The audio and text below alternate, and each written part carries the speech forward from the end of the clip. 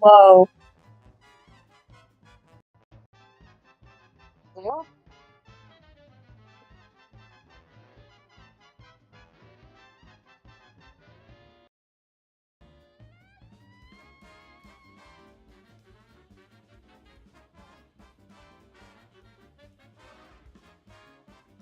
Okay, hold on. Was this the right one? See? Stream catch up. Okay, hold on. Was this the— Yay! Alright, we found it. Okay, so fucking I hate tech. I hate tech so much. I'm struggling so much over here. Hi everyone. Okay. Oh my god. Try and fix the chat. Oh my god. Everything is going wrong so bad right now. I need you guys to know nothing is going according to plan.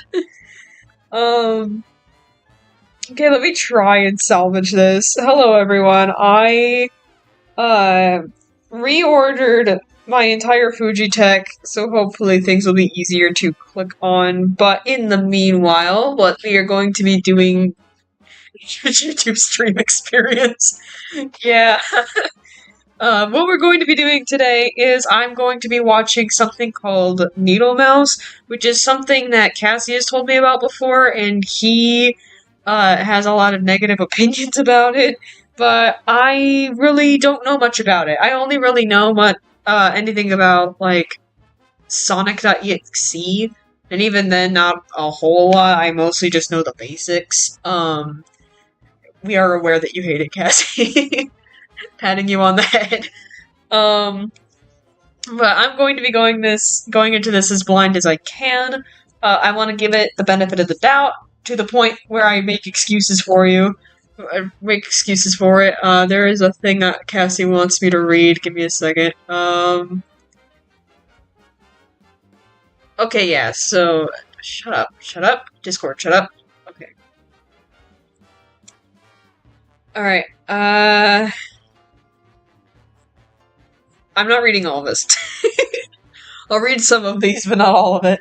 Okay, so, basically, for those of you who don't know, Sonic.exe was a creepypasta from 2011. The plot was very simple. A guy received a copy of Sonic the Hedgehog from his friend, and it turns out that the copy is very fucked up. And there's a Sonic with black sclera and red eyes murdering Tails, Knuckles, and Eggman before appearing to the player and saying, "I am God." The original creepypasta is very bad.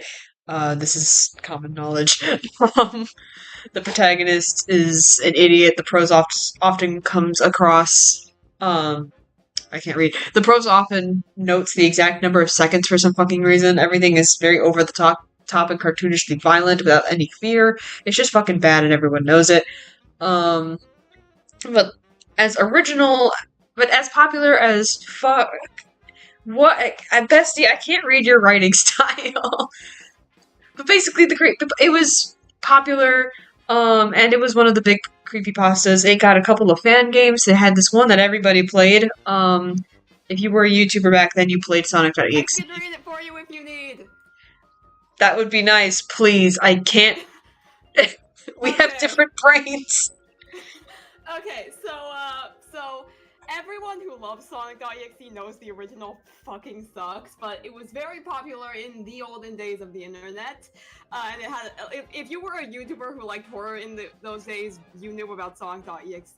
And then the time went on, it fell out of grace. The original creator was exposed to be kind of a terrible person, though .exe is now owned by a few other people, which is very funny. And people kind of left behind Sonic.exe. Then there was a FNF mod that kind of like gave it a fucking renaissance, and people went, what if it was good, and made it good with their bare hand? And there are numerous iterations of the guy. There's Lord X, there's Normal X, there's EYX, there's Outbreak Malware Threat, my favorite guy ever, there's Failsafe, there's Needlemouse, which fucking sucks. I hate it. But that's what I need to. Okay, so I need to tell you the 4 pillars of what makes Sonic.exe enjoyable and appealing. I am being dead fucking serious. Okay, pillar Hold number on. 1, computer horror. 2 seconds. Apparently, according to the chat, you're very faint, so I'm trying to see if adding you to Fujitech will help. Audio. Turn up the desktop Oh yeah, audio. there we go. There we go. Okay, can everyone hear him now? Hi, chat! Hey, chat! I'm angry, chat!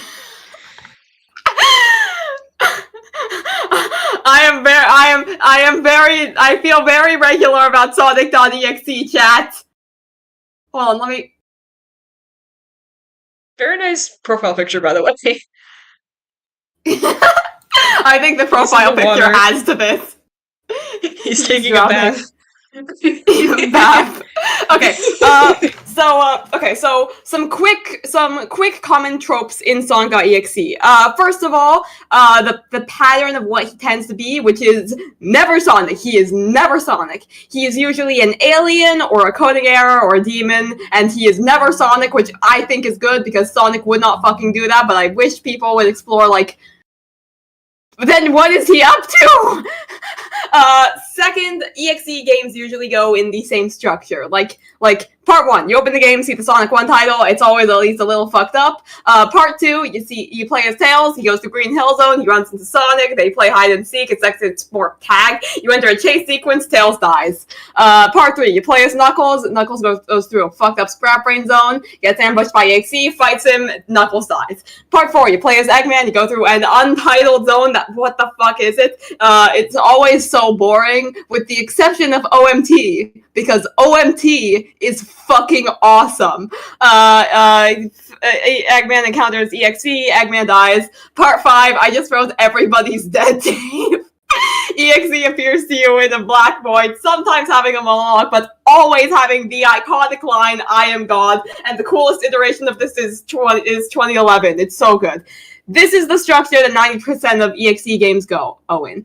Third, a lot of the time there's subtext or a twist that Tails, Knuckles, and Eggman are not Tails, Knuckles, and Eggman, and are possessed by souls of 3 people from the real world, which is stupid, but sure. Fourth, EXE's characterization is very consistent. He's cruel, powerful, petty, and sadistic. He's often characterized as somewhat childish. Oh my god, I need swallow. He is often characterized as somewhat childish between his playing hide and seek and how if he can't win something, he throws a fucking fit about it. He's egotistical and petty and pretty much unbeatable. When he says, I am God, he means it. Like, I am God goes at the end of the story because the story is showing you why he believes that he is God. And like, in this world, he has complete control of the game and plays cat and mouse with everyone's lives. And he does it for no other reason than it's fun. He's not doing this out of vengeance or pain or anything. No, he does it because he's a sadist who enjoys hurting people. He kills and tortures them because it's fun for him. Needlemouse is an exception to this. I don't like Needlemouse. Now, in my mind, I'm going to stop you there. Let me talk about the pillars of Sonic.exe's appeal. Do not touch Needlemouse. Okay. Okay, so there are 4 pillars to Sonic.exe's appeal. First of all, computer horror. A lot of time, the fact that it's a game is drawn into close focus. Fourth wall breaks, reading your PC name, stuff like that. Sometimes this is done by having the characters be souls from the real world, but this is basically never done well. See EYX and 2011. Second pillar, gore and body horror. People kill that 8-year-old in the creative ways, and we enjoy watching it. See 2011 for audio gore, and OMT for just the most magnificent gore you've ever seen. It's fantastic. 3, EXE himself. See that whole ramble I did about how EXE is characterized. He's an irredeemable bastard, he's horrible, and I love him. And 4, Sonic horror. It's really fucking scary to see Sonic chasing down his brother so he can murder him. This is never done well.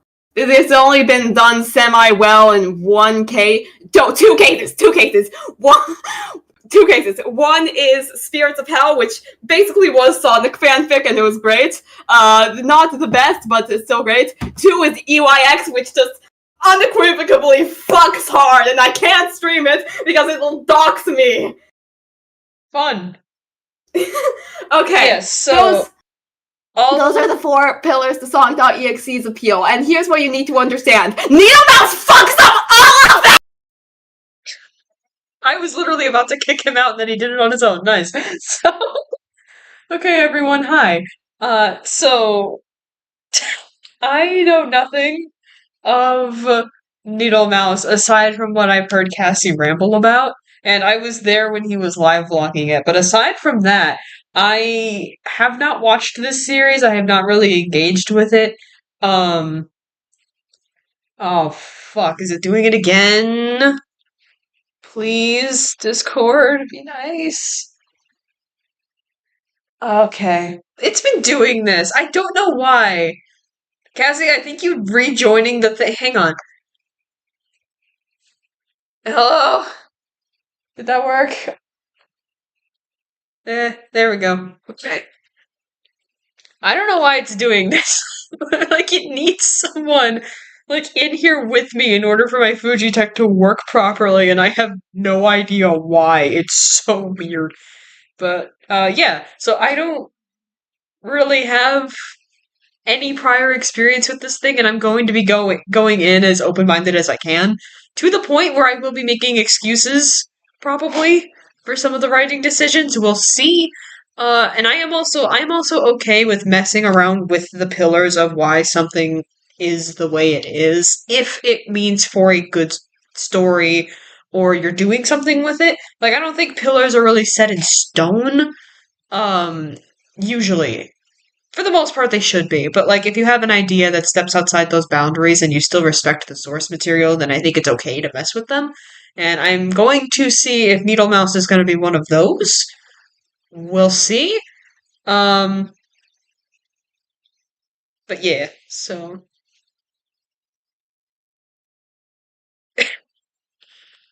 all right. That's not what we're going to be watching today, alas. I need to unmute. I don't need to unmute. This is a different tab. Okay, so I have here the original playlist. I don't know if we're going to be oh, I forgot to mention. So I don't think I set this up correctly, but I am trying to get funds for top surgery. I have an appointment on March 31st and I'm super excited about it. I'm super stoked. It's finally fucking happening. Oh my god. Uh but yeah, I am currently taking commissions and tips and $5 sketch requests, and I have my little goal down here in the bottom left. If you would like to reach me, there's a link in the description. So far, I've just been getting people tipping me, which is very nice. I appreciate you guys. But, sketch requests, give me something to draw and I'll give something to you, okay? But, can you make everything a bit smaller? I can do that. So I was messing around with proportions. I really don't know what I'm doing. Here we go. Also, I'm very large. Hold on. Can everyone look away for a second? To look at my Muppet legs. There we go. Okay, there we go. Okay, cool. Check chat. Okay.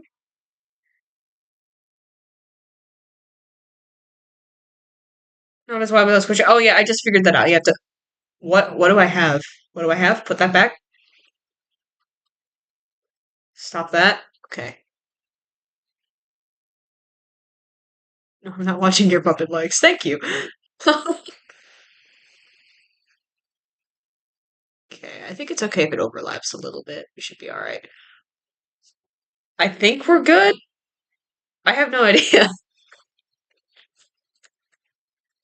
Nyeh. There we go. I need to make my own like stream setup. I don't have one.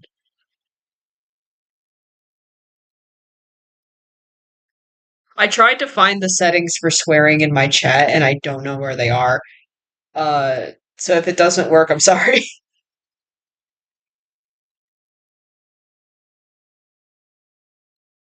How do you fix that? Okay, hold on.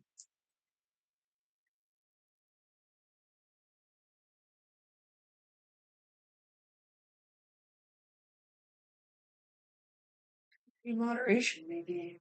My computer is lagging so fucking bad right now.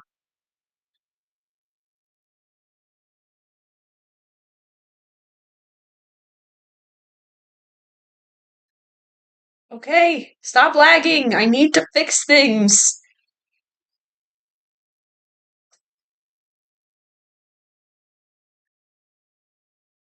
Hang on, let me. Can you stop lagging, please? I need to look at stuff, please. Okay, yeah. Okay, I think I found it. We're good.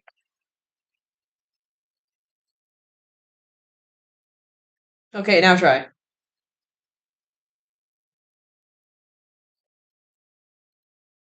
Okay. I think we should be okay.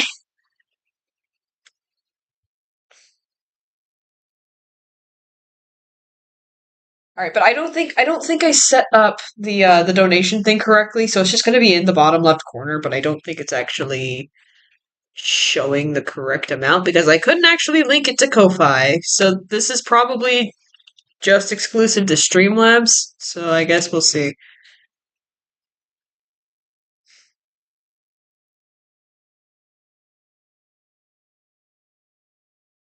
Okay, is it working for you guys? Try to swear.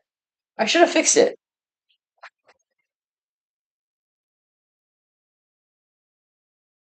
Oh my god, stop lagging! Okay.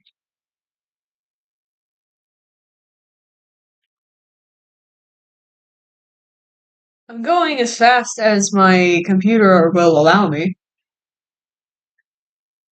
Yeah, moderation none.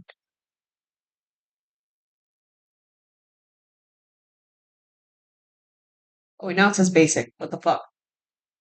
None. Oh my god, okay. Stop lagging. Holy shit. It's like changing settings as I'm going through here because it's lagging so bad. Hi, stand by for classic Dimmons technical difficulties. Default. Now it says basic again. Stop.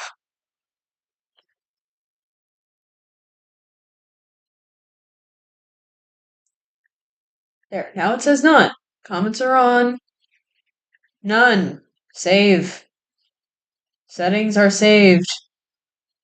So now, okay, type a fuck word. See what happens.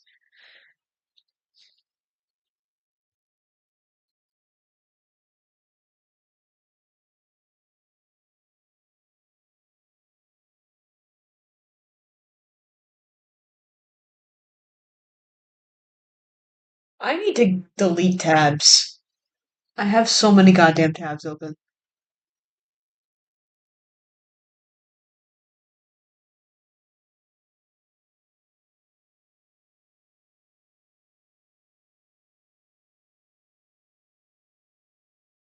Okay, I'm just gonna trust that you guys can swear now. um, okay. So from here, I guess let's just jump in. Because this has gone off the rails, but basically, yeah, if you want to support me, there is a link down in the description to do so. I don't think this fucking donation goal is linked. I need to figure out how to do that. I did not see an option to link outside media for that. So I guess, eh, warning episode 1 is the best. Oh, we love that. Okay. All right, chat, let's just go. I'm going to turn down the volume before we get super into it. Okay. Before we keep going, I need to make sure that this is like. Oh, it's one of these. So it's in like. Okay, hold on. Let me adjust the. Adjust this part so that way there's no like. Cut all the extra out of here. We don't need it. There we go.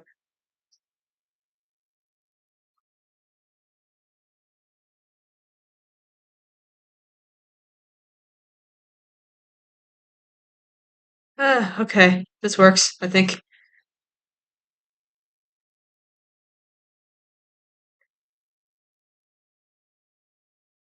Okay, I think we're good. So, all right. Was the volume okay? I'm gonna turn it down a little bit more. So I don't want it to be too loud. Okay. I'm stalling. All right. Deep breath, everyone. Open minds. Let's do this thing.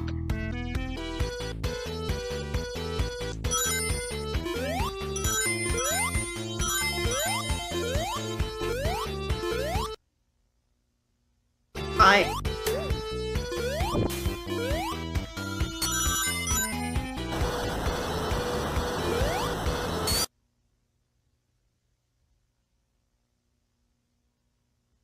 I'm trapped. I've been trapped in here for 34 years. Do you even know how long that is? For you, I can imagine time flew by. You have a family. Good for you. I miss my family. I miss them so much. Dad, Mom, Lily. No one knows what happened to them. Except you. Me? I hate you. You took everything from me. But don't worry. Don't you worry, Luther.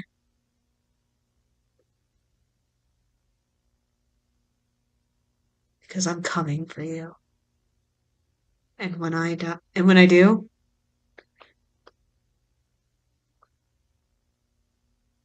I'm taking you with me. Then we could be together again. Just like before. I will never be alone again. We can suffer together. I will make you suffer. I am going to find you.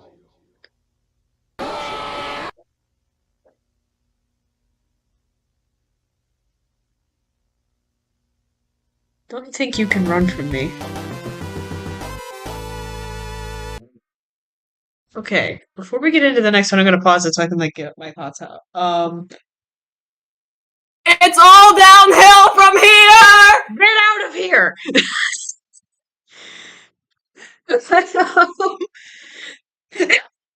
Okay. Okay. So thoughts on episode one. Okay, I think that was an okay introduction.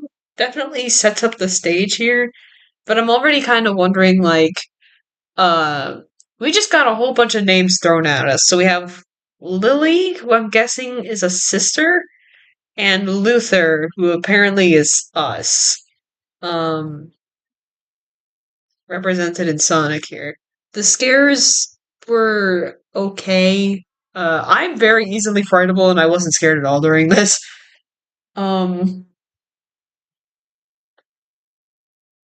ooh, my stream is not live.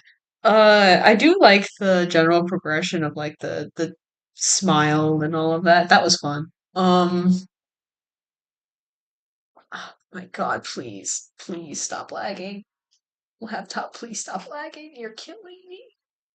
I broke you again, 144. boy! Also, you need to take a shot! Oh, I'm not doing that. Okay. I have elected to not do that to myself. Also, get out of here.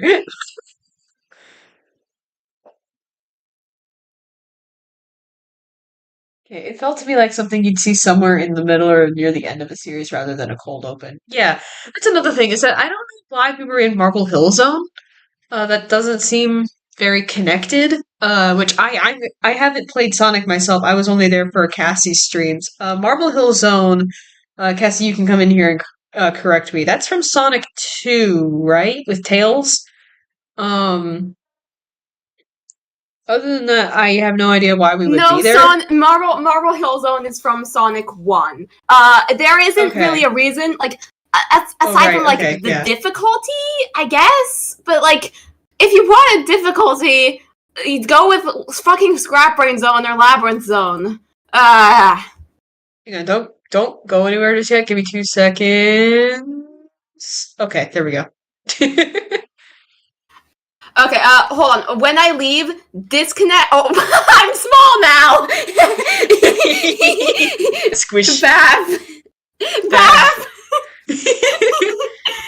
Okay, once I leave and you break again, disconnect and then reconnect. What? Because otherwise it's gonna break. Oh yeah. Uh, Fucking hell. Discord. Discord has it out for me right now. I genuinely have no idea why. But okay, so yeah, Alright, all in all, it's okay. It's an okay episode. I do kind of wish the scares were more. I like the art style. The art style's very cute. I could see them really twisting it to be something scarier if they know what they're doing. That said, the eyes just kind of cutting in were very strange. I guess it's just to be like a I'm always watching you kind of thing. Other thing to praise. Sorry, sorry I interrupted you, but another thing to praise, the dialogue. I really, really, genuinely, really like the dialogue. I wish it was in a better series. Right. It's alright. I mean, Cassie, you keep breaking me whenever you do that. What is back here that I keep moving? Oh, the watermark. Okay, I can just get rid of that. I don't need that. Okay, there we go. Keep trying to click off and I click on a giant thing in the background that's invisible. Yeah, the jump scares were cheap in my opinion. Yeah, it was okay. You're being more negative than I am. I'm just trying to like look at it as I see it. Like it's cute. It's cute. It feels very amateur, but like that kind of adds to part of the charm of it. Lock the layers if you don't want them moved. Meow. That would be taking the easy and smart route. You know me, I don't want to do that. Anyway. Okay. Moving on to episode 2, coming soon. .mp4. Here we go. Sega presents one champion of good. Oh, is this like an old advertisement? It's Sonic and Knuckles. Not only is it the greatest Sonic game ever, it also comes with Little Knuckles in the corner. Sonic is one pawn of evil. Knuckles to play in a Sonic Evil. 2 worlds and sub Sonic Evil. Prize endings. Sonic Evil. Sonic and Sonic Evil. Sonic Evil. Sonic Evil. Sonic Evil. Sonic Evil. Sonic is evil, guys. Sonic Evil. Sonic Evil. Sonic Evil. Sonic Evil. Sonic Evil. Evil. Evil. Evil. Evil. Evil. Evil.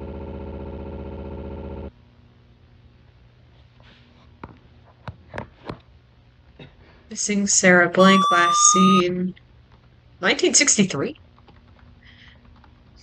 This is where he buried me in 1963.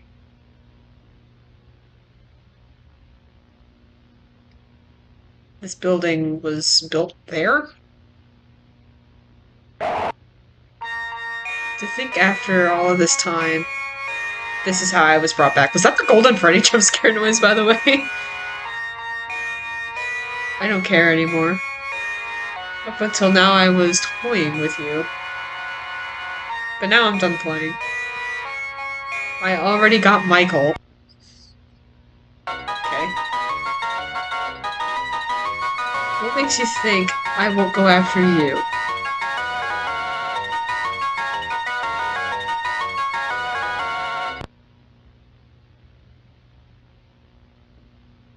Hi. I know where you live. Sonic and Knuckles, other game cartridges, and Sega Genesis each sold separately.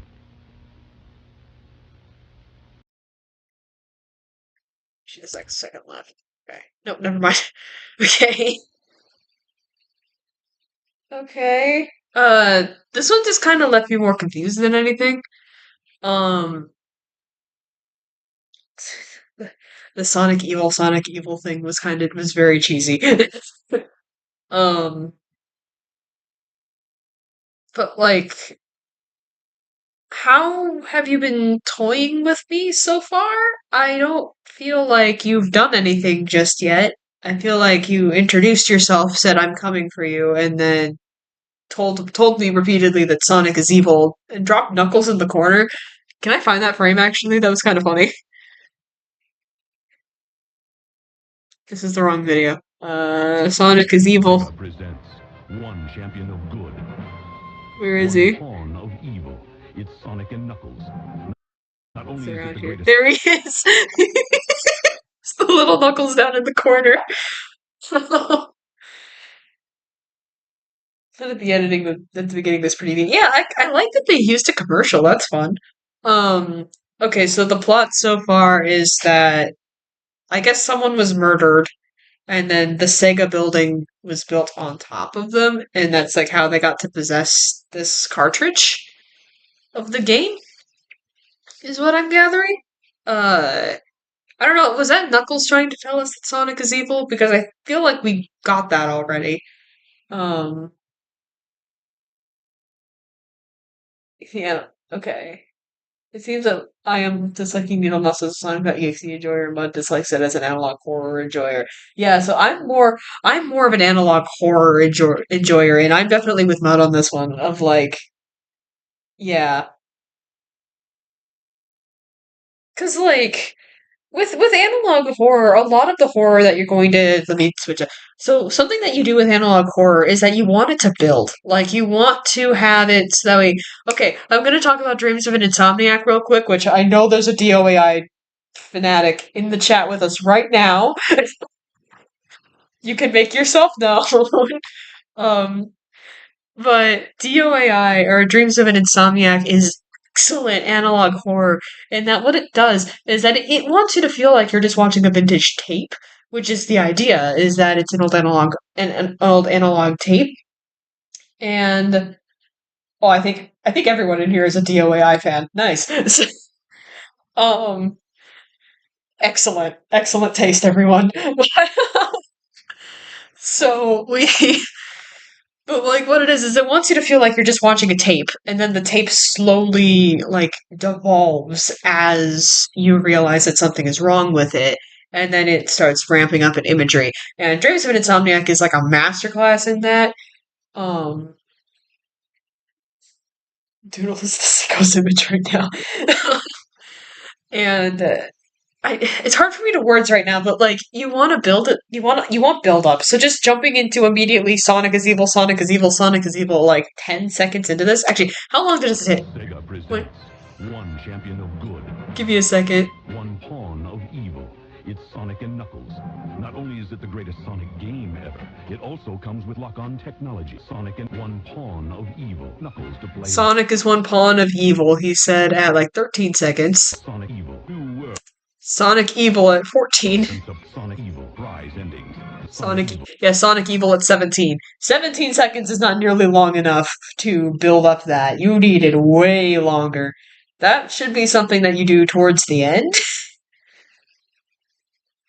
The only non-fanatic due to procrastination. Join us, Torchy.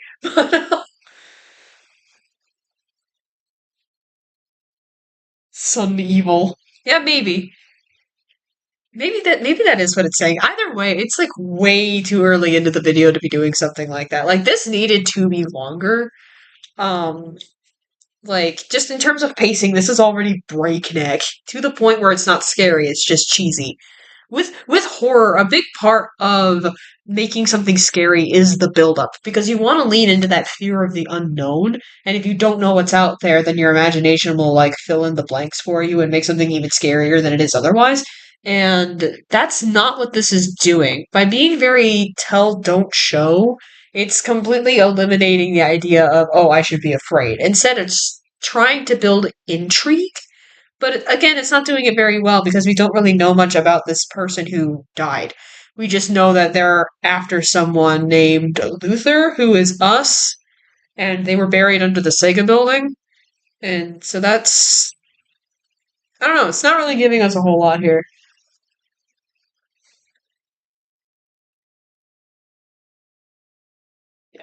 I don't think the name Sarah has even been dropped yet. I know that her name is Sarah just because I know from your ramblings, but I don't think the series has said her name just yet. Uh, Also, in terms of it being an analog horror, why is this an analog horror? Like, I guess it might just be the only medium that the creator had access to. Like, I don't know if they were able to do like sprite animations or anything, or like fan games.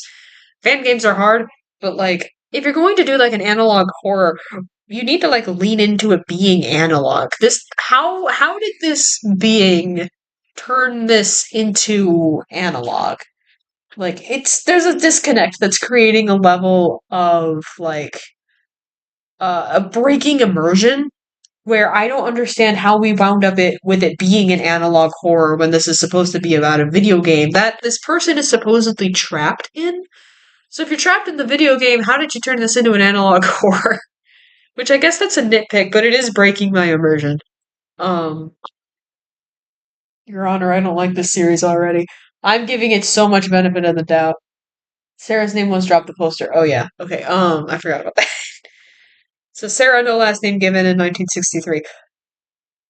Yes, if it was 1963, how did it take you until the 90s to do anything? That's 30 whole years of you sitting around just being vengeful while they built a building on you. That's okay. Corrupted found footage. Something like Radar. You all have seen Radar, yeah. I have seen Postra's video about Radar. I have not subjected myself to the original yet because I am afraid. But yes, I know what you're talking about. See, I'm less mad because it was 1963. I'm more mad because the only reason it's 1963.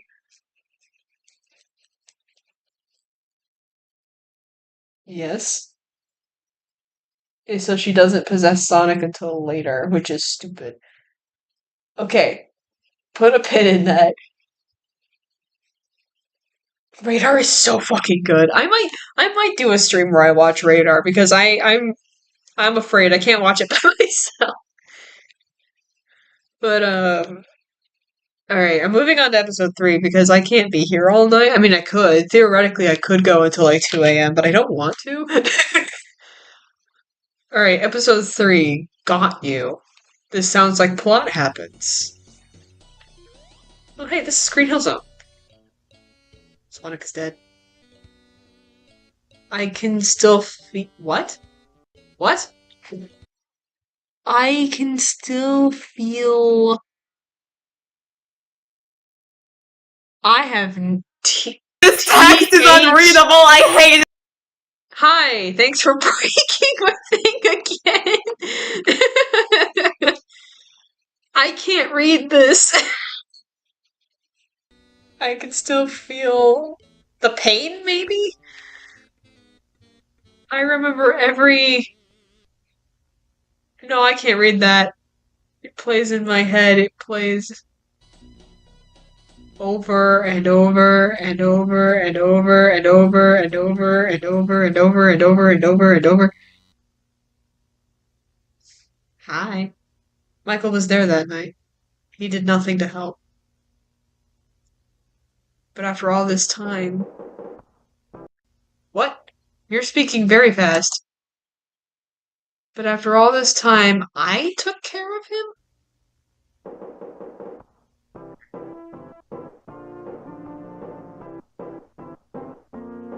The shirt just says dead. Okay, so Michael is Knuckles.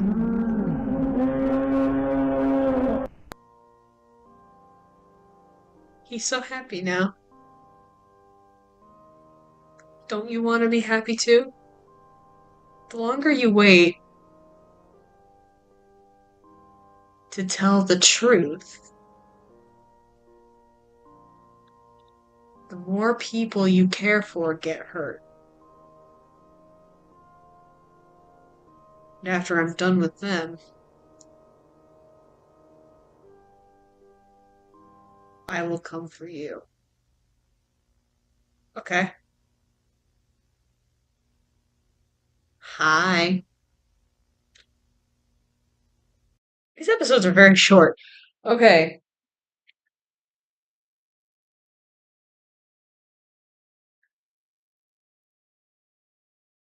Okay, I'm gonna start this by reading chat. So Doodle Girl says, I don't know how to explain it. It's just more of a jarring interruption rather than an interruption for the sake of an effective scare, like someone busted into a movie screaming about something. I feel bad for laughing, but that guy's face looks like one of those MS Paint doodles. I love the shirt just says dead. Like I if you want us to take this seriously, why do you have the shirt just say dead? I don't feel bad for laughing. I don't. I don't. um, but like, okay, so this one was definitely a more goofy episode, but also, ooh, this text font. This text font is very hard to read. This paired with like, because it's already a difficult font to read, but then you pair it with like the static, like old VHS effect, and it just makes it impossible. Plus, it keeps going off the side of the screen too. That okay, no, that's actually kind of pissing me off a little bit. Is that it goes off the side of the screen? Like I can't read that. If you're trying to make it like, I get trying to go for a scare and like trying to up the tension, but this is not really a good way to do it. Because, like, okay, I see what they're trying to do. They're trying to make it seem like you don't fully understand what they're saying, which makes it scarier. But also, this isn't really a good way to do it. If you're going to do that, do whispering. If you want to make it so it's hard to understand what the main antagonist is saying to up the scare factor, go with whispering. I've heard a voice in this thing already. Check chat, I sent my favorite frames. Nice. Quick time player, I don't want you. I don't want you, quick time player. Stop that. Oh my god, my laptop is lagging so fucking bad. But this is very hand-fisted exposition happening here. And it doesn't feel like anything is happening. Like it's telling us that, like, oh yeah, I got Michael and Michael is now Knuckles and Knuckles is trapped in here with me and we saw Michael die. Um, so there clearly things are happening, but it doesn't feel like anything is happening because there's no real tension. I'm still in my angry strike. There's like no real sense of tension, and there's no build up to anything. Things just happens, and then it moves on. Um, yeah, having text go off screen only works when it's repeated elsewhere. Yes, because you need to be able to, because then that would also up the confusion as well. That would be far more effective. Creepy glitches whispering could work. Yes, I wholly agree with these. Something something the Mandela catalog something. Michael is a horrible name for your horror characters at this point, and everyone knows why. um, is your name Michael? Are you currently living through a horror situation? Sucks to be you, I guess. Michael, don't leave me here, Michael.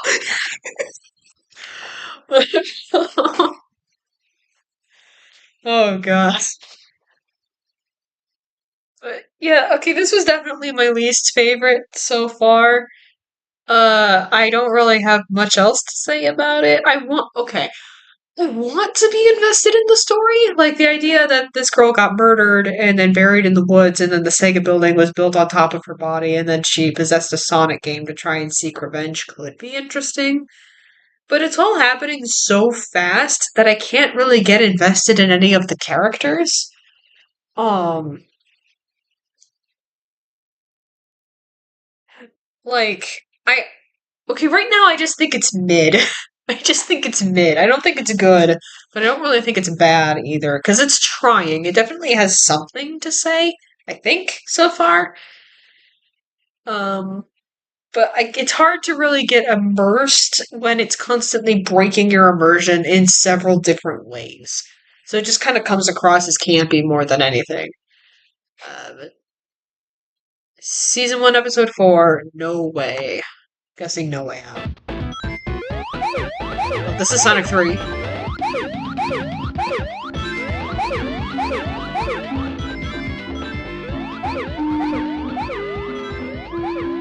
Okay, we're actually starting with Sonic. That's nice. Oh, it's Daisy Bell. I'm so tired.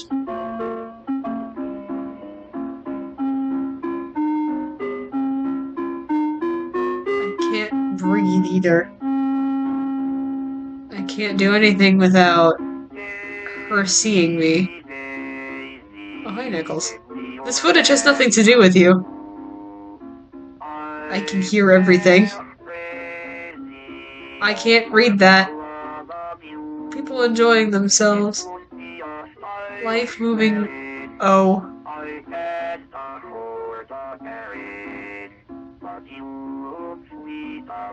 Even with them, I'm alone. Even with who?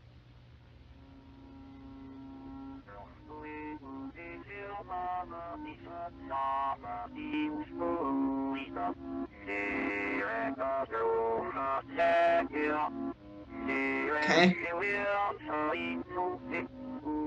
I'm scared.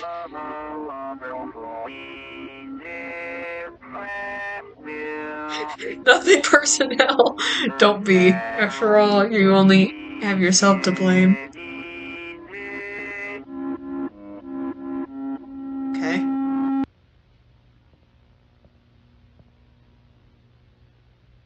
Okay.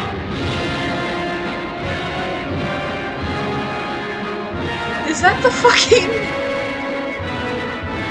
I miss my friends and family. I want to go home. This is just like that one part of DOAI, but like not nearly as freaky. If I can't go home, neither can you. Don't you dare talk to me about fairness.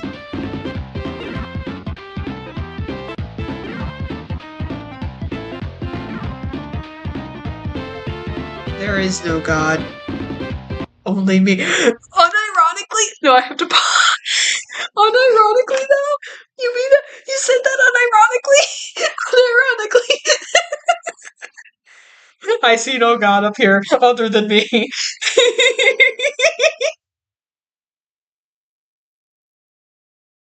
uh, I'm sorry, I'm sorry, I'm sorry. I just...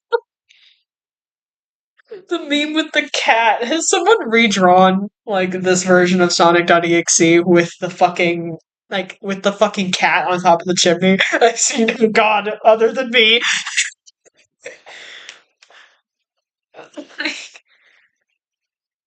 Okay. Again, this feels like there were definitely things happening, but it's like it. Okay, I think. Okay, so this was Needlemouse's first attempt at show don't tell by having like the picture up. But the issue is that this feels more like a character moment than an exposition one, which is fine. It's fine. That's fine. That's not really a problem in and of itself. It's just like it's hard to really... I don't care about the characters, so getting invested in their character moments isn't really doing anything for me. Like, it was just Knuckles staring at a picture of a family that was taken in, like, the 50s, and, like, him just smiling about it. Like, we've seen the Sonic character change expressions, so, like, why can't Knuckles be expressive? Let him frown. Let him emote. Like, just by having him smile the whole time in a really creepy way, you're not really garnering sympathy for him. I'm just more confused than anything. Like, unless it's the whole... Unless Sarah, like, threatened Michael to, like, always be smiling or I'll hurt you, but I haven't seen any evidence of that. There's just a lifeless smile on his face the whole time. So it's hard for me to get invested in what's happening with him as a character because he has the same expression the whole time. Like, the dialogue wants me to think that he's sad, but that didn't really come across at all. Just from the expressions. The teleports behind you, nothing personnel kid bit. Like, aside from the jokes, I could see that being creepier, but if you're gonna do that, I would lower the brightness on Sonic to make him more shrouded in darkness, because that's just basic color theory. Is whenever you have like one character is in the light or like warm colors and another character is in the dark or with cooler colors, you create this sense of dichotomy that one is good and one is bad. And by having Sonic stay in the shadows, you make it so that way it's more unknowable. It's more creepy because that's like why people are afraid of the dark is because you don't know what's in the dark, and that fear of the unknown is a very big part of horror. It's why every horror movie ever is so dark. Uh, and part of the reason why Security Breach isn't scary is because you constantly can see everything all the time. So that fear of the unknown is just gone. Um,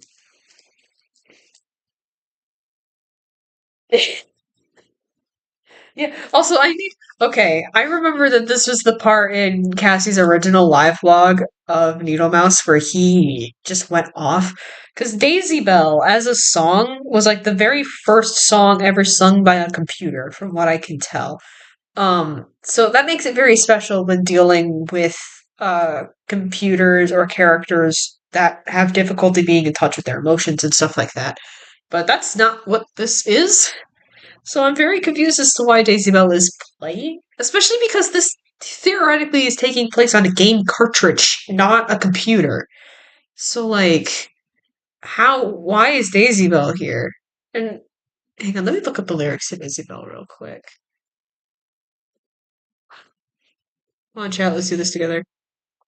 Okay. The lyrics. Can you go away? Fine, whatever. Okay. Are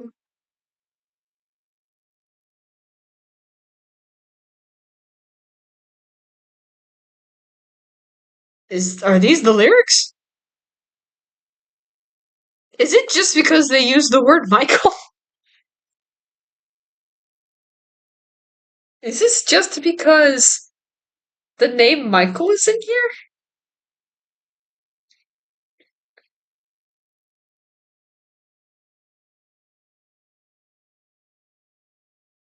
Okay. Please send me the lyrics.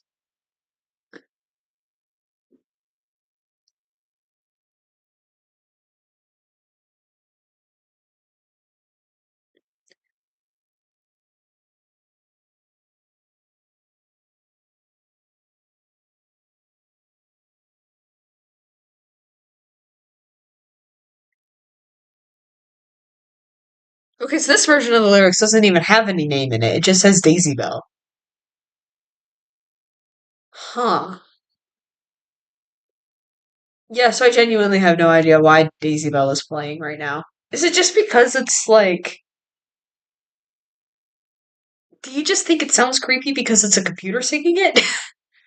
Is that the only reason? I have no idea. Yeah, creepy computer. Ooh, yeah, no, this isn't doing it for me. That doesn't do it for me. Also, yeah, this part. Why were we playing footage here of Sonic and Sonic and Tails in like one of the special stages of, I believe, Sonic 3? Like, if you're going to have this be tied to Knuckles, at least have it be tied to one of the parts where Knuckles actually shows up. This doesn't really have any symbolism. This is just the footage that they're using in the background. Like,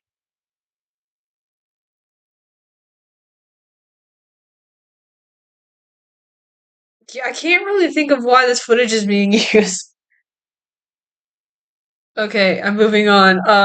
Should we watch the final episode teaser or just jump straight into the episode 5 final episode? I'm asking Cassie specifically, but also the chat. Um, Michael is possessing Knuckles. Have him use the Sonic 3 font. Yeah. Okay, just the final episode. Alright. So let's skip the teaser and just go into the final one. Okay. Oh, hey, it's Angel Island.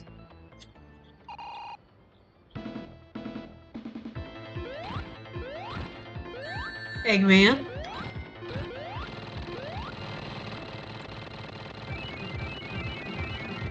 Who's that? There's a guy on screen. Okay. Is that you? Michael got it. Pretty easy compared to me. Okay. His death was painless. 1 second he was alive, and the next reborn? I didn't get it so easy. She said, I deserved worse. Who are you? I didn't even do anything.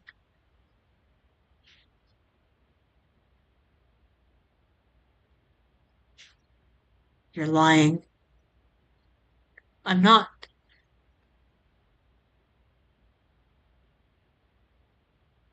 You said Michael got it easy, huh?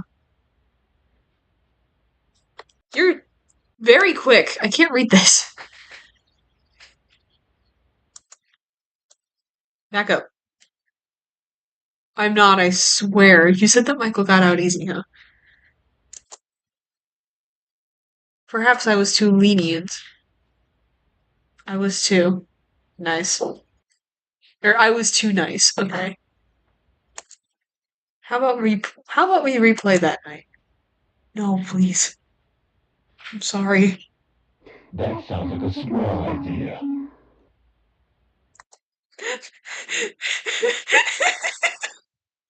Flowing Undertale voice. It's a wonderful idea.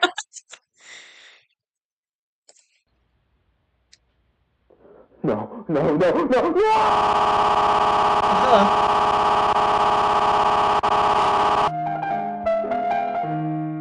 She took out my eyes. She took out my eyes? She made sure my death was slow and painful. She made sure my death was slow and painful. Okay. She made sure my death was slow and painful. Luther, Yeah. That is whatever me. you do, don't play the game. That's how she's able to get to you. Don't listen to her lies. She doesn't want. Okay, that's definitely text-to-speech voice, right? Okay. So I got distracted. Don't play the game. That's how she's able to get to you. Don't listen to her lies. She doesn't want to reconcile. She doesn't want forgiveness. She wants to kill and add you to a part of her hell. This hell, Luther. You have to destroy the disc, Luther. That way it can end this nightmare. You have to. You have to. You have to. You have to. You have to. You have to. You have to. You have to. You have to. You have to.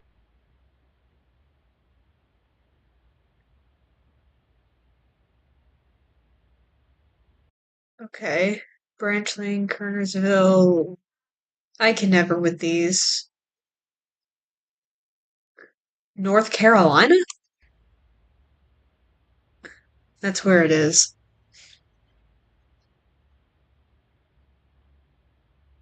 What, the Sega building? Please. Do it for us. Hold up. So you're making an analog horror specifically to reach out to Luther to tell him to go find the cartridge and destroy it. So this isn't even Luther playing the game. Luther doesn't even have the game. The game is located somewhere in North Carolina. Meanwhile, Luther is somewhere that is not there. I mean, it might still be North Carolina, but not there specifically. So like So you're trying to get Luther to go find the disc and destroy it so that way you guys can be free, right? Am I getting this right, chat?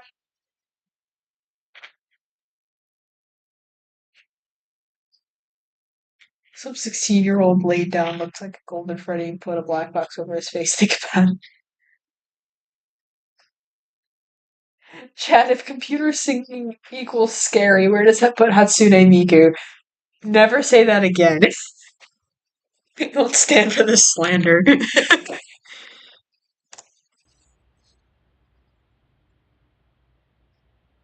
Hi. Is that okay? That's Sarah, right? What was left of Sarah died all those years back.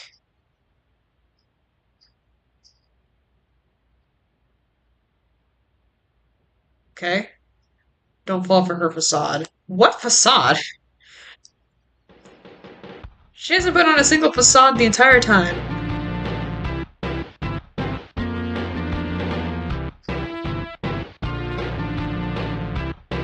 Goofy ass. Playthrough of this game is prohibited, so Luther is playing the game now. Turn the game off now. Turn the game off now.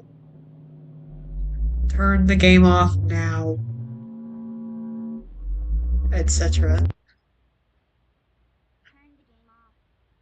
What the fuck?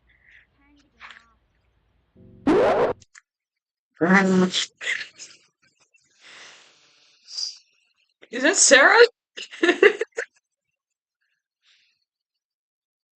I'm sorry. It looks like Sonic is like taking a bite. Why is the head just there? What the fuck? Symbolism, I guess? Hi, y'all. I'm noticing a supreme lack of tails. I get where she gets the idea that she runs this shit, man. It pisses me off. Bend your back over for her, just What? I have an audio processing disorder. I get where she gets the idea that she runs the shit, man. It pisses me off. Bend your back over for her just so that she walks all over you. I'm telling you, one of these days, she's gonna get what's coming to her. I don't know who will do it, or when it'll happen, but it's gonna happen. Okay. What has she done though? Okay, so they're making this seem like it's way more serious than it is. I gotta return the knives, I'll be right back. Okay, man. Um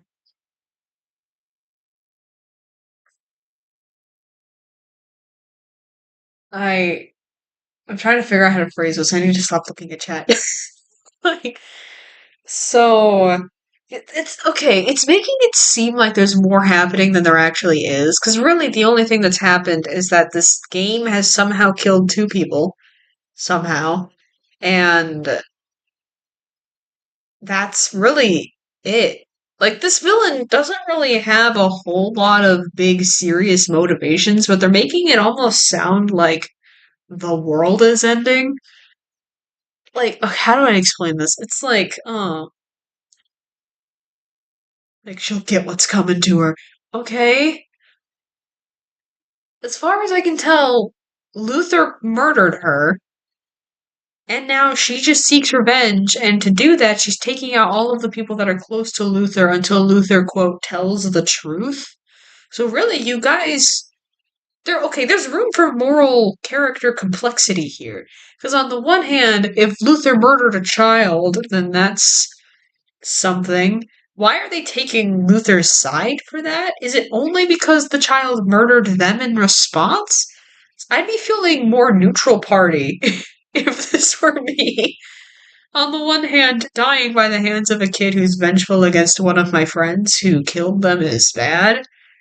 On the other hand, this is just a child who's lashing out. And I don't know. It's like this. It doesn't seem proportionate to me. You're like, what did she do?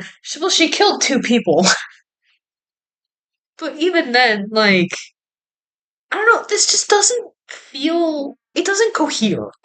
It's hard for me to words because it's making me sound like I'm downplaying the fact that she killed two people.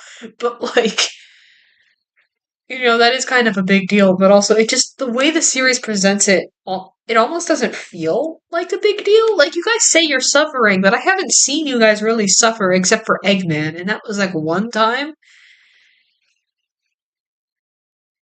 But, like, I don't know, I'm just not really getting the threat level. She doesn't feel like a threat. She feels mostly like all bark, no bite.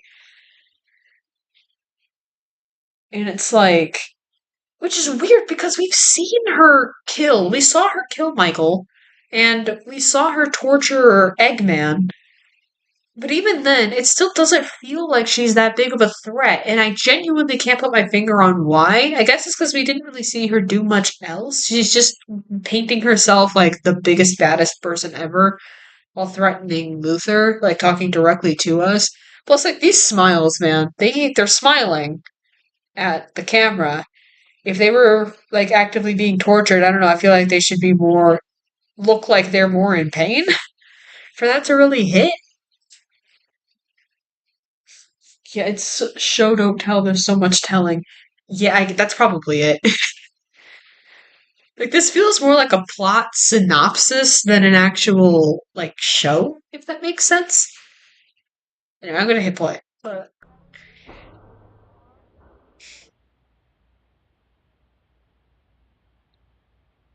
Luther Arkwright, 1995. Hey, Hey. whoever finds this tape somehow either means A, I'm dead, or B, shit, I don't know.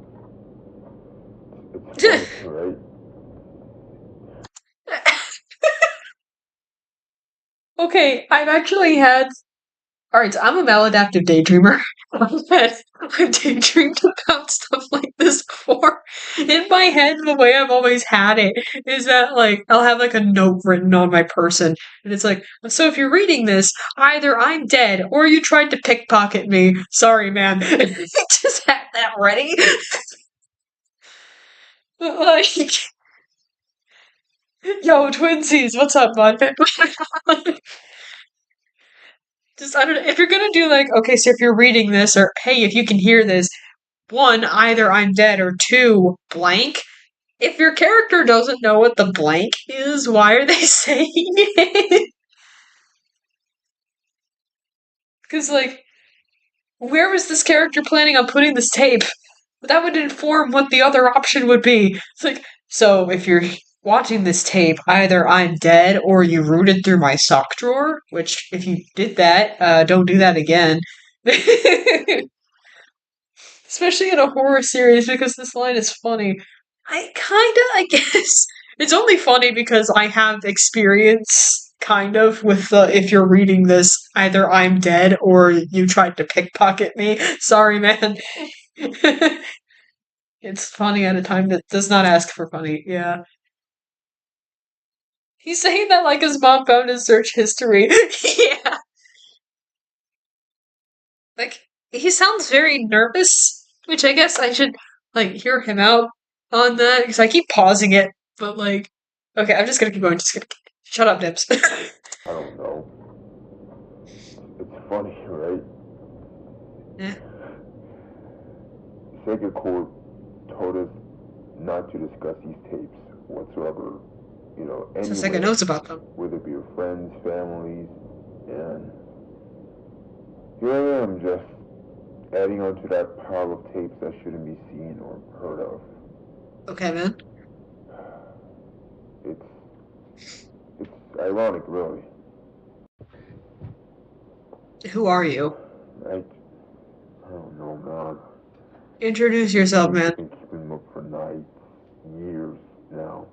It's all I've been able to think about. It's just been eating me up from the inside out, and just nothing. There was nothing I could do about it until that last one.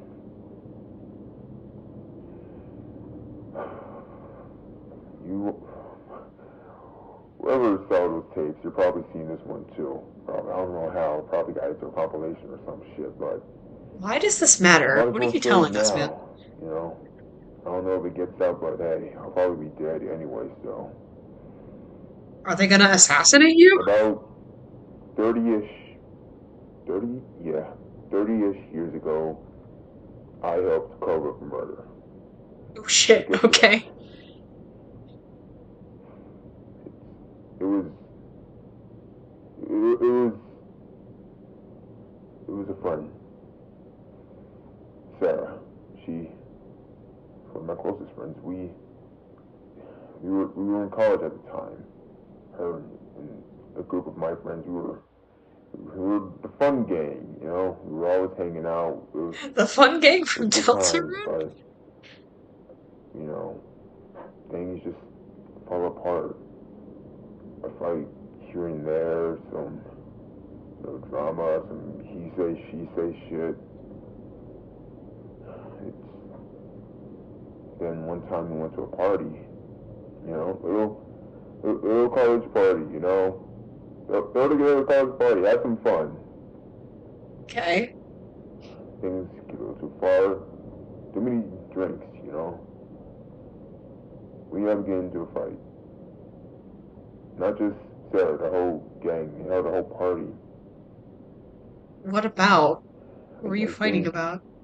I don't know who was the one to do the final blow, but one thing So that's all of you certain, beat she her up. was out cold, bleeding on the carpet. So all of you guys beat her It up was then? insane. Okay. We didn't know what to do with the body, obviously, Someone's gonna call the cops, but we decided to hide it. hear nothing, see nothing. That was the motive. That was the plan for the next years. That was the thing was gonna keep her the grave. There were Muslim posters of her everywhere. You know, she was at the school, near the city. Her parents, her family, her loved one, her girlfriend at the time was.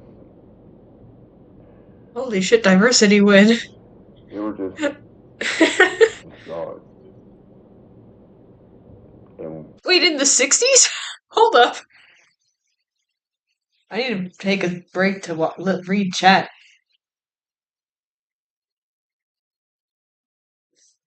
Is it like hearing your friend discussing that their parents threw the Xbox 360 party once?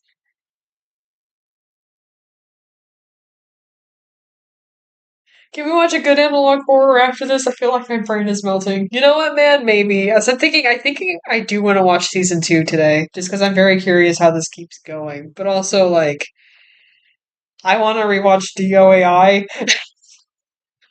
This is making me miss DOAI very much. Okay, but I want to take a second to be like, hold on. So in the 1960s, Sarah had a girlfriend? I mean, good for her. But, like, and good on the friend group for, like, supporting that. But also, doesn't this take place in, like, the 90s? Like, gently nudging Radar over. You know what? If Cassie joins me, I'll watch Radar. Only if I have someone else in chat with me, though. I can't do that one by myself. Um, or Mud, if you want to join me. Because it's like, yeah, if this was recorded in the 90s, why would you out Sarah like that? Like, would that would just do more harm to Sarah's legacy than good for that time period. Like, probably gonna have to go by then. I got therapy at 10. Oh, man.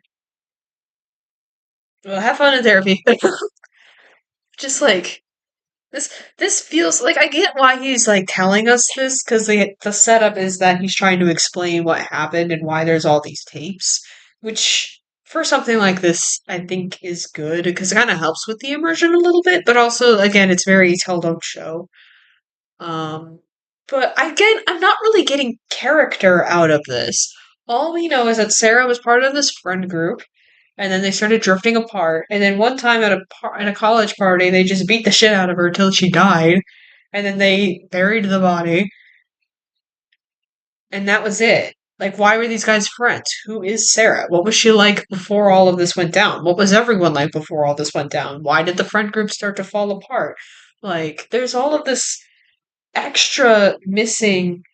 Uh, Before we say anything further about this, I need to know if everyone here has watched Needlemouse already, including Dibs. This is my first watch through. I have not watched season 2. Yeah, I think only Cassie has, yeah. Though he has not watched season 2 either. Um, but I think I'm gonna watch season 2 just because I'm curious. I want to keep going. But like I think that episode is a half an hour. Damn. All right. Yeah, why did they beat her to death, by the way? Was it just for shits and giggles? Yeah, like, seriously, because, like, being drunk does not make you more violent. Like, it can. Okay, like, okay. As someone who's been drunk before, like, twice, what I can tell you about the experience is that, like, it smooths out your anxieties. Like, it gets rid of your anxieties, and it, like, more mellows out your overall personality. So it brings out parts that you've repressed more that are still fundamentally part of you, but it does not create new aspects of who you are. So like for me, I'm a giggly drunk because I'm a very unserious person, but like, if you have a lot of like depression, if you have like a lot of trauma, then you might become like a sad drunk because all of your anxieties about that generally go away, which allows you to be more in touch with your emotions than normal. If you're if you like have more like violence, then you might become like a more violent drunk just because you won't have the judgment to say no, I shouldn't get into a fight right here. You're going to be more emotion driven. But this just implies that this entire friend group already wanted to beat Sarah up. Like, if they went as far as to do it when drunk, like, all being drunk does is, like, make it so you're more okay with your actions that you're doing in the moment. It doesn't create new parts of you. So, like, if they didn't already want to beat Sarah up, they wouldn't have done it while they were drunk. That's not how being drunk works. So, like, it doesn't create a whole new person. It only, like, pulls back the mask, you know? So the fact that they, like, did that is telling more on the friend group than it is for Sarah. But also the fact that Sarah then immediately turns around and seeks vengeance by pulling all of her old friends into the same cartridge that she was in. Like, that also, this whole friend group just sounds very toxic.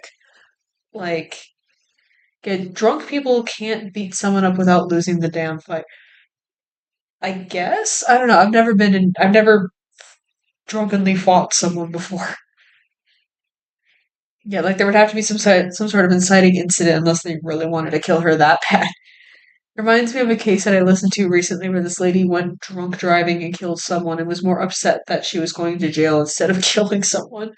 Oh god. Yeah, to be fair, there were at least three of them in this situation, so she'd be trying to survive three people. That makes it worse. I do think you're missing details. I noticed, but I'll explain more when I hop in PC. Okay, I need to keep going. I just keep getting hung up on like the writing of they got drunk and then did things they otherwise wouldn't have done because they're not that type of person. Like that kind of thing kind of trips me up because like I get the mentality behind it and I could see that happening sometimes in real life, but usually that's not how being drunk works. So this just implies they already wanted to beat the shit out of Sarah, and now that they were drunk, they didn't have the brakes. There was no brakes, so when they started fighting again, they were just like, "Fuck it, let's do it," which is worse.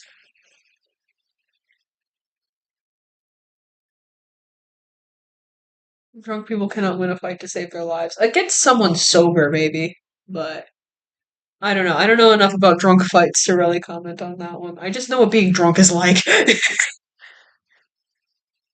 Anyway, I'm hitting play. I felt mortified.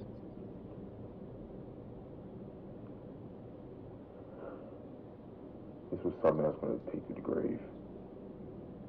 That I would tell no one, but if those tapes are true, then that means the people involved are getting picked off one by one. It was only a matter of time before she comes to the rest of them. I mean, just the whole friend group, just everyone else. And Not I even the can't whole let that friend group, happen. just everyone else. Wait, who else was involved? If it wasn't just the You friend think, group.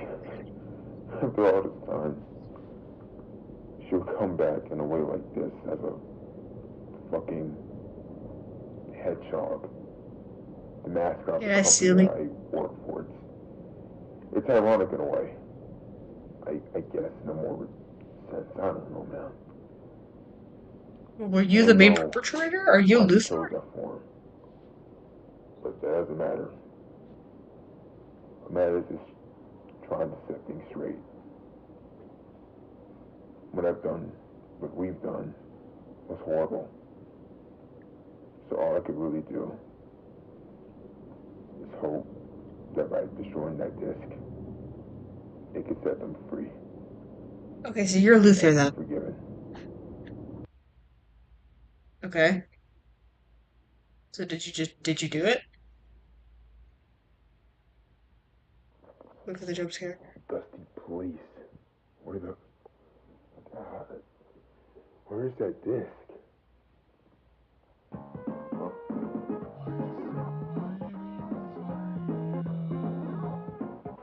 Oh, he's about to get jumped and My killed. God. 30 years. 30 long years. I finally got you. You're mine, Luther. From now on, until the end of time, Who are you, Bill Simon? We're all together again, just like old times. Who all didn't deserve what?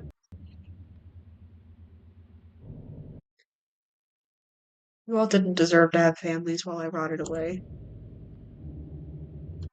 So I did what was right. I never wanted to forgive any of you. You're in my world now. My personal hell. Don't ask for God to help you now. Because in this world, it's kill or be killed.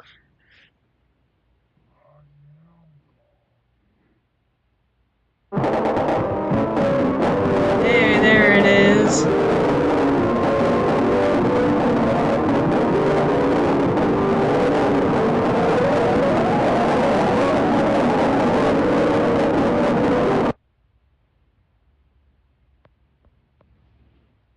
Oh, there's still more? That would be where I have ended it. Okay. These are the credits. Are these the credits?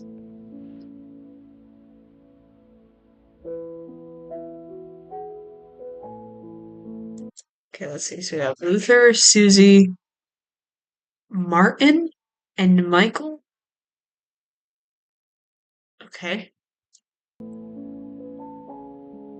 These guys do not look like they came out of the 60s, by the way. These look like 90s outfits.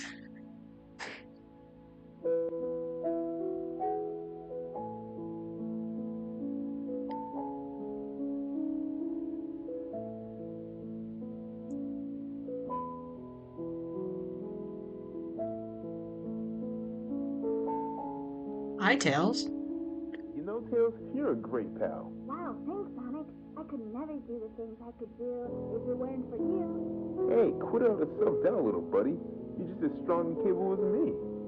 Hey, one day you'll be stronger. You mean it? If there's anyone who can reach the sort of speeds I can, it's you, little dude. Sonic, remember that TV speed Eggman doing all that? Okay, what did that have to do with anything?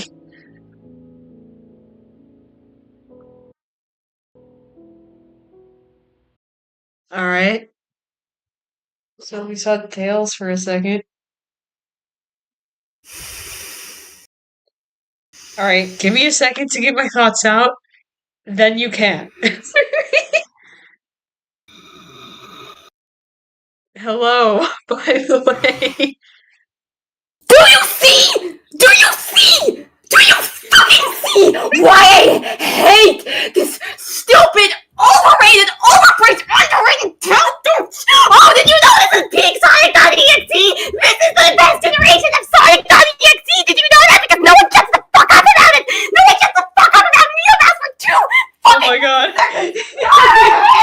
I hate this series so much! I hate it! I hate it! I hate it! I have never hated this series more in my fucking life!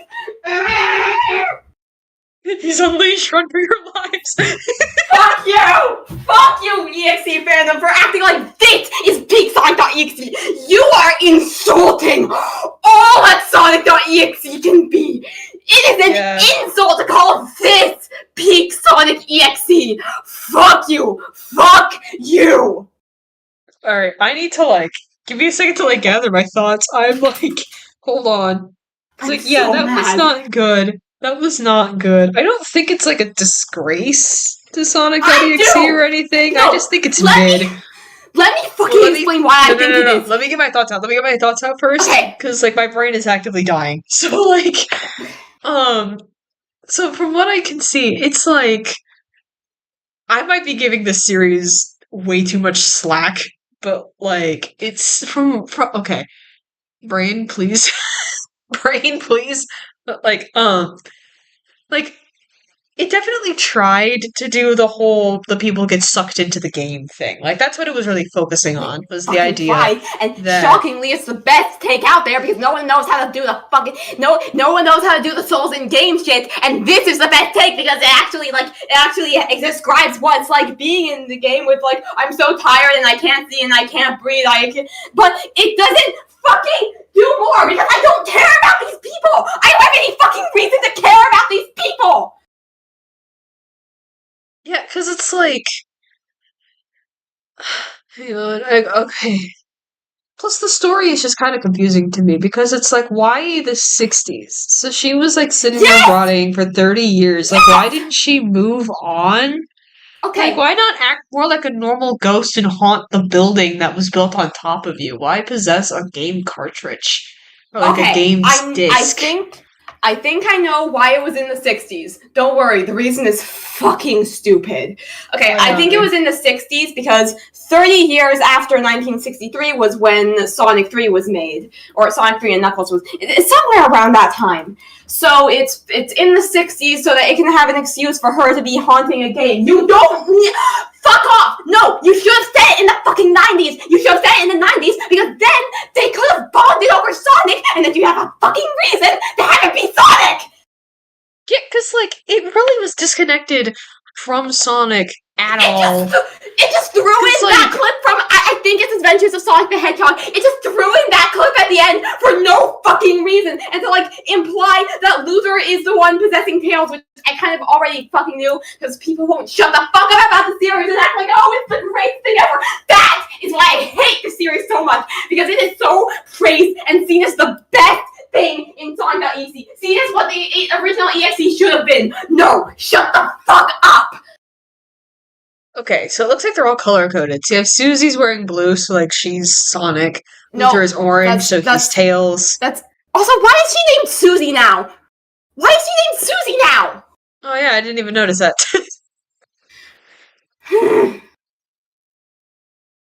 Sarah, Like- yeah. Martin, who's wearing pink, so I'm guessing Eggman, and then Michael Yeah. is Knuckles.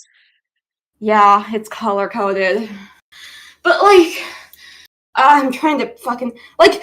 You could have so easily. Okay, here's what you could have and should have done. You should have said it so that like they were all friends in the 90s when the Sonic games were like coming out and were extremely popular. And then have Luther and the rest of the like have them all be independently working on Sonic because or have at least one or two of them be working on Sonic. Have them be working on either Sonic Origins or Sonic Mania because then they would have an excuse to like get the original copies of the game and be trying to preserve them, and that's how she gets out. That could work. That could have worked so fucking well. But like even then, it's like going this particular angle with Sonic.exe and trying to make the characters more personal. Like even then, I feel like the series' biggest flaw was that it didn't delve into the characters at all because the whole point of this version of the story was to talk about like the characters. It was to focus on the characters that the original creepypasta just didn't give a fuck about. But in doing that, this series also just didn't give a fuck about them.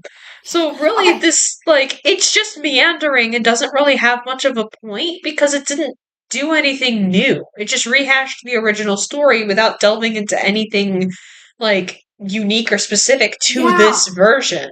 So it just felt empty.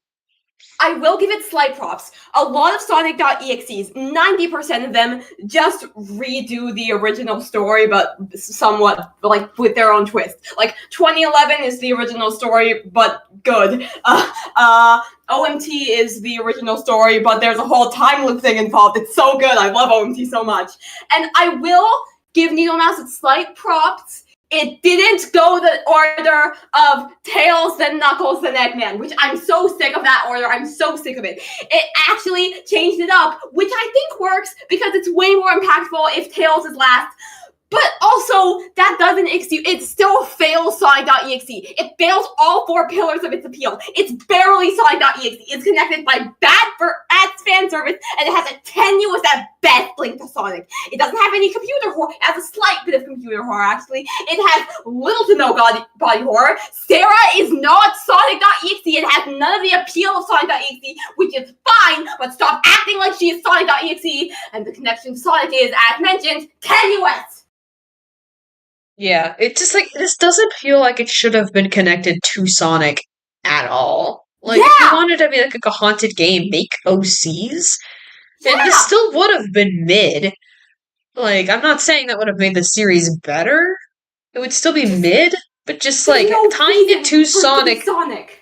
yeah, it just makes it more awkward because you're trying to fit these characters into these roles artificially, and like Okay, hold on. I'm gonna I look don't at the know. chat.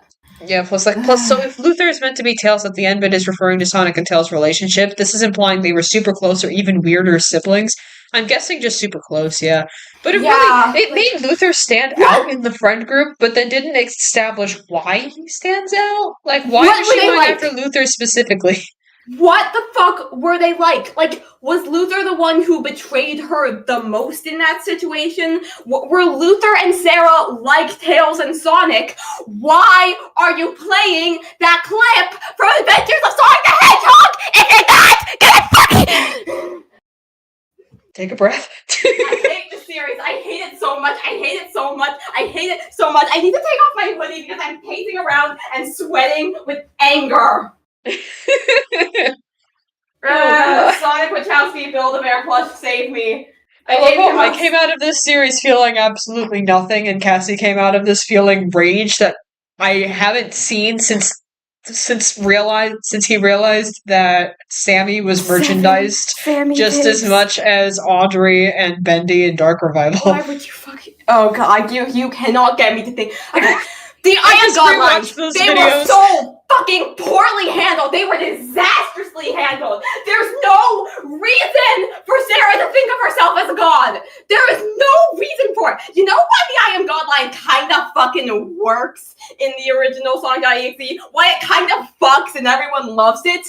Because the entire story is showing you why he believes he is God. The entire... Oh my god, this is just like Sammy Lawrence. There's God involved. The entire story shows you in religious why horror. he believes... The entire story is showing you why he believes himself to be God and gives a fucking justification for it. And I'm gonna be honest, it kind of really fucking rules. Like 2011 shows you how he tears them apart. And like, even if you try and go the other way, if you try and turn the other way, he still catches up to you because you can't escape him. And OMT especially, OMT twists himself into nightmarish forms of body horror, masses of horrifying shit, and he tears them apart in thousands of different ways. Because one of the cool things about OMT is that there are multiple deaths, and you can try and go so many different ways. You can try to avoid OMT in so many different ways, but it never fucking works because this is his world and he is God. There is a fucking reason that... Yeah. Because it's like... Because the god aspect just kind of comes from like how much control you have over the people and the environment around you. So by saying you are God, you're basically saying I control the wind, the skies, and you. Yeah. So Exactly. like we never really see Sarah do that though. The most we see her do is just torture people, and even then that only happens like once. No, we don't see her torture people. We see this. That's one of my criticisms. We don't see her torture them. We see her torture Eggman like once. Slightly, once.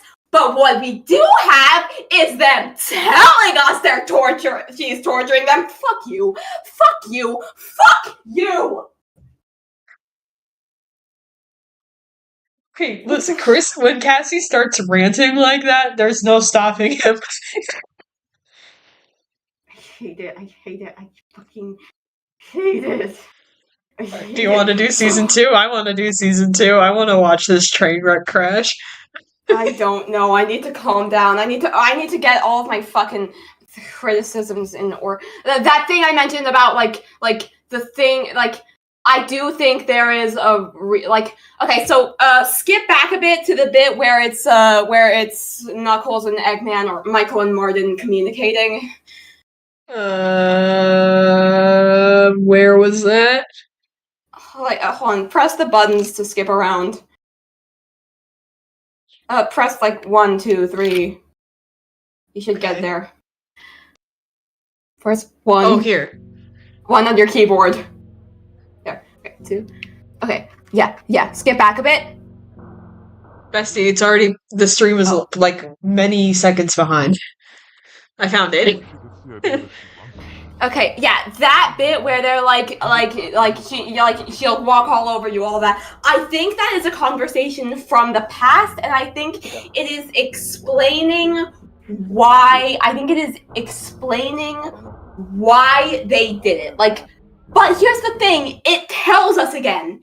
Show us what she was like. Show us why they would want to kill her instead of just fucking telling us. Fuck you. Fuck you! Because this feels more like an itemized list than an actual story. Yeah, like, it feels like it's very like, okay, not to call these stories bad because they're not, but something that older stories have a symptom of, especially stuff from like the 1800s, is that they also kind of feel like this. Where like, this is why I couldn't get into the original Dr. Jekyll and Mr. Hyde novella. I stopped reading because I was bored. Is because it's very much just them retelling what already happened without actually showing you. Which I really don't like the original Dr. Jekyll and Mr. Hyde novella because of that initial structure. Like, the story itself slaps, but the novella isn't focused on the actual story. It's focused on the aftermath and, like, hearsay, which I don't really like. And this feels very much like that, where it's less focused on what actually happened and more focused on the aftermath, which you could do if it works for your story, but I don't think it really works here because it's trying to be more character focused without actually focusing on the characters. Like, do you know why the original kind of fucks?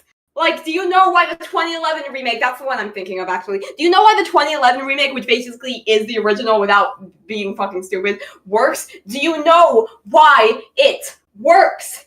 It works because, I'm trying to get my fucking thoughts in order. It works because it's horror, because okay, so, hold on.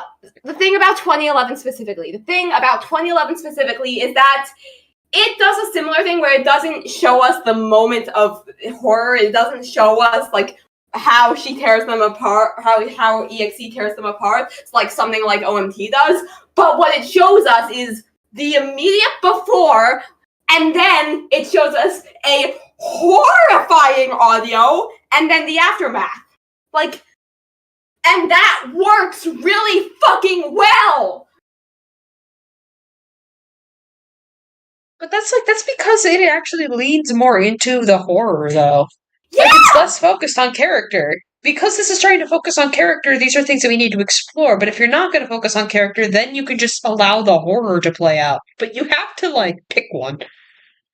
And like, if you're going to lean into the characters, then you need to elaborate on the characters and let us experience these characters to get attached to them. Otherwise, if you're not going to focus on the characters, lean into the horror. And this series doesn't really do either. I have no reason to care. I have no fucking reason to care about these people. I only vaguely care about Sarah because I care about the amount of pain she went through, but I don't care about her as a person. I don't know shit about her as a person.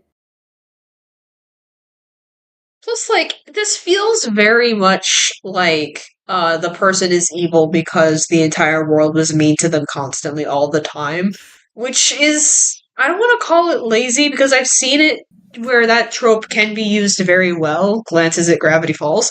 But, like, usually though, it's not done very well. Where it's just mostly used to garner sympathy from the audience, and then they just use that as an excuse for the monster. Which is, ironically, I think that's why The Ring works so well, is because The Ring tricks you into thinking that's what it's doing, only for it to... Guess what? In season 2, I have heard and read on the wiki that there's a twist that makes all of the good things about Sarah's character go out the fucking window. And I hate it. No, it is actually trying to have your cake and eat it too. It is actually trying to have your fucking cake and eat it too. And I hate it. I hate it so much. I hate it. I loathe it. I have never hated anything more in my fucking life. It's kind of a twist villain, in a way, but it's bad.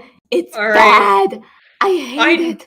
Okay, we're definitely watching season 2 then. If you want to Skedaddle, go ahead, but now I'm curious. I want to experience this. I'm watching it with you. And you know what? I've heard conflicting things about season 2. I've heard people say that it's amazing. I've heard people say that it's dog shit. And I've heard about that stupid twist that makes me want to throw something out the window, including Divins 456. Not on my stream, you don't get out. Actually, you know what? Like, you know what? Hold on. Hold on. I need There we go. See how long it takes him to get in here. Alright, I'm temporarily by myself again. Let's see if everyone realizes where I've gone. Oh shit. Hi. Hi. Hi. Let's see how long it takes Cassie to get in here.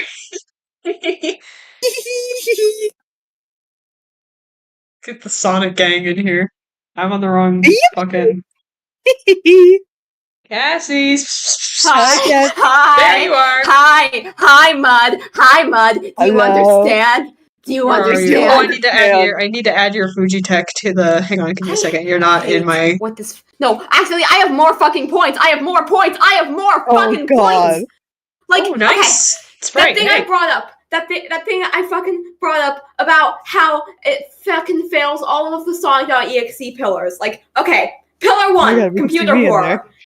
It actually does kind of do a bit of its kind of well, in that it has the horror of, like, episode 4 has Michael be like, I'm so tired and I can't breathe, which is the one time I've seen a Sonic.exe explore the horror of being trapped in the game. But it's the one time I've ever seen it done, and when you compare it to something like 2011, it fucking pales in compare. Do you know how 2011 ends? I think I do. I don't really remember, though. I don't... I do, yeah. It has Sonic.exe. Right, I am gone on your computer. Crack your monitor, and when the game closes, it leaves it as an overlay. It's so cool. Like, that shit slaps for real. Also, I love your sprite. Oh, thank you. I love your sprite. Wait, when you compare the two, it's fucking night and day. Okay, point 2, gore and body horror. There was one instance of gore, and it was the fucking she made sure my death was slow and painful. She made sure my death was slow and painful. She took my eyes. She took my eyes. It's she so took fucking... my Sarah fucking was the eyes. eye stealer from Gravity Falls the whole time. Like, you could have shown us, okay, part of the appeal of Sonic.exe is that people love killing that 8-year-old in extremely creative ways. It's very horrifying. People will have that 8-year-old get eaten alive from the inside by a spider version of Sonic.exe. I want that 8-year-old obliterated. You guys are so mean all the time. Larson, kill this man. There is so, okay, if you want, Sonic.exe delights in being gory. It delights in having them die in bloody nightmare ways, and I love it. This is part of why OMT is my favorite, because OMT doesn't fucking hold back. Hold on, I wrote down some of the deaths in OMT. Let me nab it. You're all here now. This is my fucking stream now. I'm talking about Sonic.exe. The deaths in OMT involve 1, having people, they have their heads torn off. They have their eyes gouged out. They have their hearts ripped out. They have their heads straight up fucking explode. They are eaten alive. They are crushed. They have their limbs torn off. They get stabbed. They get set on fire. They get their faces shoved into lava. They get torn apart from the inside. They get torn apart from the outside. They get eaten alive from the inside by OMT as a giant spider. They get eaten alive from the outside by OMT as a giant spider. And that's just the shit I wrote down and remembered. I love how you're saying all of this while Sonic is taking a bath. Your profile picture is not He's washing off the blood. that is so much of the appeal of OMT, and OMT is massively popular. Although another part of the appeal of the OMT is the fucking Stanley Parable shit. It's great. I love OMT so much. Okay, so that's the gore and body horror pillar of Sonic.exe's appeal, and Needlemouse fucks that too. Needlemouse fucks it up so bad that you show us the torture. Show us the torture. That's what we are here for. The girlies want to see that 8-year-old be eaten alive from the inside by a giant spider. Show us the 8-year-old dying a horrible, slow, and painful. That is so loud.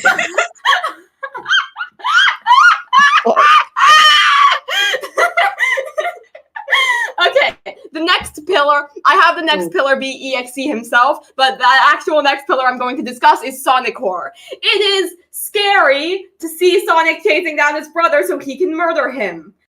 The connection to Sonic is tenuous at best. Tenuous at best. There's no fucking reason for it to be Sonic. If you are writing a Sonic.exe, weave Sonic into it. Make it in... my favorite death in OMT is one where... Okay, actually, I'm going... You're all being subject to this. Fuck all of you. This is my zone now. No, I like this. My favorite death in OMT is this one where okay, Knuckles has been through the pronouns. Knuckles has been through the absolute ringer. He has gotten his leg torn off. He has gotten his other leg like semi-dislocated. I think he's having a bad time. He's been chased by a giant worm version of Sonic.exe. It's great. And he goes to this place that's similar to Hidden Palace Zone, and I realized after playing Sonic 3 and Knuckles that it is Hidden Palace Zone. And all of the Chaos Emeralds are there. And then Sonic.exe or OMT walks up holding the Master Emerald and says, "Do you really think this has any power?" And then shatters it and says, "This is just a toy," and then kills him! I love that death so much because it is a death that cannot be separated from Sonic. It is a death that only has impact because we know Knuckles' connection to the Chaos Emeralds, or at least I know it. I know that there is a strong connection. And we know, like, it's a death that only works because it's Sonic. It wouldn't work if it fucking wasn't Sonic. Yeah, it's such a good death. I love it so much. But Needlemouse has no reason to be Sonic. You could make it original characters and nothing would change. And the final pillar, EXE himself. I am pretty sure 90% of the reason that people love, like, the character of Sonic.exe is because of what a bastard he is. Like, I wrote a fucking ramble about this. Where's my fucking ramble? Where's my fucking ramble? That art of Eggman, what is that? I don't know, man. He looks goofy. He looks like a clown. Rudolph okay. So get a different image up on screen. Hold on. Okay, so basically no one ever makes Sonic.exe be actual Sonic, which I think is great and works, because Sonic would not fucking do that. This guy loves so much that in one world, it brought him back to life because that's his dad. I need to get on topic, otherwise I'll die. Like, he would not in a million fucking years ever do the shit that Sonic.exe does. So Sonic.exe is basically a bunch of people's OC, but there are commonalities between all of them. Someone in Poster's chat compared it to like retaking a comic character. There are commonalities, but the specifics can change.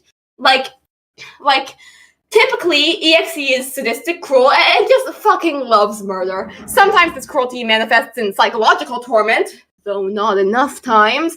OMT once again has a great example of this by having OMT briefly cast an illusion of Knuckles fighting against Tails, which makes him hesitate, and then gives OMT the opening to kill him. I love psychological torment. Not enough people do it. And sometimes And sometimes his cruelty just manifests in killing them in every way possible. It's often portrayed as a bit childish because it tries to play hide and seek in every iteration, and it will throw a tantrum if defeated. And there's a not inoften element of it wanting to be your friend, though. And that doesn't stop it from being scary, and its childishness usually doesn't infantilize it, thank God. EXE is very fucking powerful. That is always there. It has not just Sonic's speed, but the level of strength, the ability to manipulate the world around it, teleportation, flight, shape-shifting sometimes. It has a lot of power. And EXE is fairly egotistical as well. See, I am God. And its proclamation of itself as God is so cool. It's so fucking cool. And, like, it goes at the end of the story for a reason. Write that down so you can remind me to talk about it, because otherwise I'm going to forget. Okay, Sarah is a very different take, which is fine. She is a very different take, which is not inherently a bad thing. I think it could have been done really fucking well, but, okay. Does Needlemouse understand why no one fucking makes Sonic.exe a sympathetic character? I don't think so, no. Because it's like, okay, I can actually explain this one. It's because, like, Sonic.exe cannot be a sympathetic character because of the I am God line. That's, like, such a declaration that puts it so high. You stole my fucking script! Else. Why are you plagiarizing me? Ha! Because I've been subjected to your rambles. I understand you. I've read about this so many. Yes, hello, bud. Raising my hand. Yes. I think I'm like a little polite schoolboy, okay? So I think you can write EXE as a sympathetic character if you went the route of the game fucks with their mind so much that they become a different person. Yeah. Oh, it could have. But, like, it's sort of like, okay, there's this video by. It's just not the route that people are going. Yeah. There's a video by Overly Sarcastic Production that explains why I don't think that would work, where basically, it's very difficult to meld fucking Maleficent levels of evil panachery and Zuko Maleficent! Sorry, wait, Malevolent? Like the example she gave was it's very hard to meld Disney villain levels of evil and drama with Zuko levels of complexity. It's very hard to do that, and no one ever does it. Like no one ever does it because and remember when that fucking Cruella live action version came out and I never watched it. And basically the Cruella adaptation had it so that her tragic backstory was her mother got shoved off a cliff by puppies. So stupid. I hate Swore that. vengeance on puppies for all eternity. I hate how Disney does this, though. Okay, I need to read something out. Doodle Girl in chat says, it reminds me kinda, correct me if I'm wrong, of Postra's take on Jeff the Killer, where in their BTS, every story there that made Jeff too sympathetic didn't make him very scary or as scary as he could be. So sympathetic villains can work, but for some characters or what you're going for in the end goal, it can't. That thing, yeah. Because something else too is that Joffre, Postura. Joffre, new ship just dropped. Oh, Jesus Christ. I am so sorry. Postura, if you're watching this, I'm so sorry. I have to be Klein. I gave you money. Please do not hate me. I didn't give you money. I have two Lakemen. You lucky bastard. But basically, yeah. Is that with Postra's Jeff the Killer, is that every single attempt it looks like in the story where Jeff is about to be sympathetic on rewatch, no the hell he's not. Yeah. No the hell he's not. Like, that fucking line where he's like, why was Dad the only one to die that night? At first it looks like he's like self-loathing, but then on rewatch you're like, oh, he wanted to kill everyone. honestly, when I first listened to it, because I knew Jeff was evil because the story is called Jeff the Killer. But I thought for a minute that it was just like, why didn't everyone die? And then Lou changed my interpretation and was like, Jeff, no, you're the one person keeping me sane here. And I was like, oh no. And then I rewatched it and I was like, oh, I was right the first time. It's so good. It's so good. I had a similar moment. I think it was like in the back of my head, but I didn't realize it consciously. Where I was like, that line is sus, but then Lou was like, no, Jeff, don't talk about yourself like that. And I was like, oh, maybe the real bad guy was me. And then you rewatch it and you're like, well, how the turntables, my friend. Tables turned what? The turntables. The turntables. But like, okay, I need to get back on topic. I've been saying that for literal years now. Yeah, okay. Sonic.exe. Okay, so Sarah is a tragic character. She is extremely different from Sonic.exe. She is not doing this for reasons aside from murder is great. She has like fairly sympathetic motivations. Her friends fucking murdered her and then buried her body and didn't tell anyone and plunged her into 30 years of torment, which, yeah, she should have been possessing a game this whole fucking time. I hate this stupid analog horror. And it's not like Sarah as a character could have been done extremely well. And like Sonic.exe doesn't need to be the exact same character every time. I think part of the reason Needlemouse blew up so much is because Sarah's so unique. And like, it does kind of work. I really like hearing her talk about how she spent 30 years like replaying that night, missing her family, alone and scared and family. I really like the line where she just says, I don't care anymore. I love that line. Like, to me, the biggest problems with Sarah's character is when it starts trying to pull elements from the original into this adaptation. Because Sonic.exe isn't tragic, and Sonic.exe, not Sarah, shouldn't be tragic. Sonic.exe's only motivation for his actions is sadism and ego. He doesn't have a justification for why he hurts the characters. While you're talking, like, I just have this image of Sonic on screen where he just generally looks very friendly.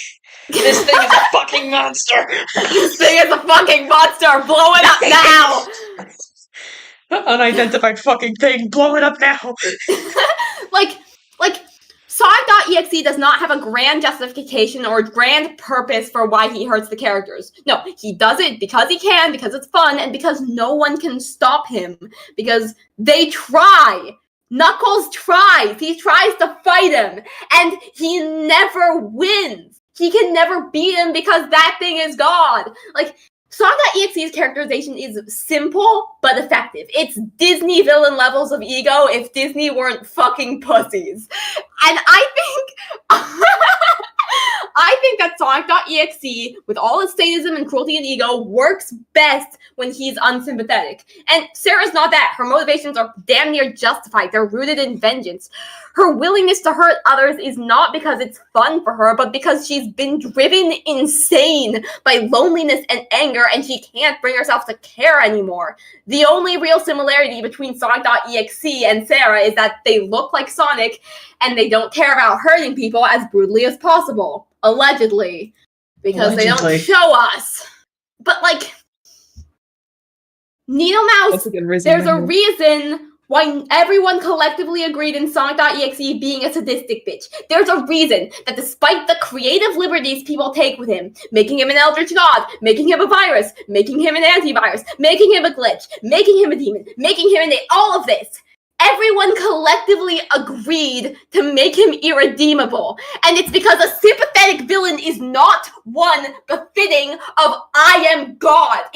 And that line shows up in damn near every single adaptation of Sonic.exe. Like, Sonic's PC port, one more time, Sonic 2011, FLS, the fucking Friday Night Funkin' mod. It's the iconic line. It's the go-to-sleep of Sonic.exe. It is a line that informs 90% of how everyone characterizes Sonic.exe for a damn good reason. It is delivered at the end, and it's the I am God line, and it's so good. It's metal, and like, Why? Oh, why does Sarah say it? I hate how the I am God line is handled in Needlemouse. I hate it. It pops up like in episode 4. It's at best at best funny and at worst fucking infuriating. There's no build-up. We don't see any of Sarah's torture. We don't see any indication that she would see herself as God. We get the slightest implication of her power over the game. Slight. We don't even get Michael saying, like, God help me. There's no build-up. It just fucking happens. And the delivery at the end, again, we don't have any reason for why she would see herself as a fucking god. We don't have a reason. It just happens because it's Sonic.exe and we need to have the I am God line. No, don't make it Sonic.exe. Just make it an independent Sonic creepypasta. That's Can I speak now? Can I have my head raised? Okay, I have an objection. Oh? Not in defense of Needlemouse, but in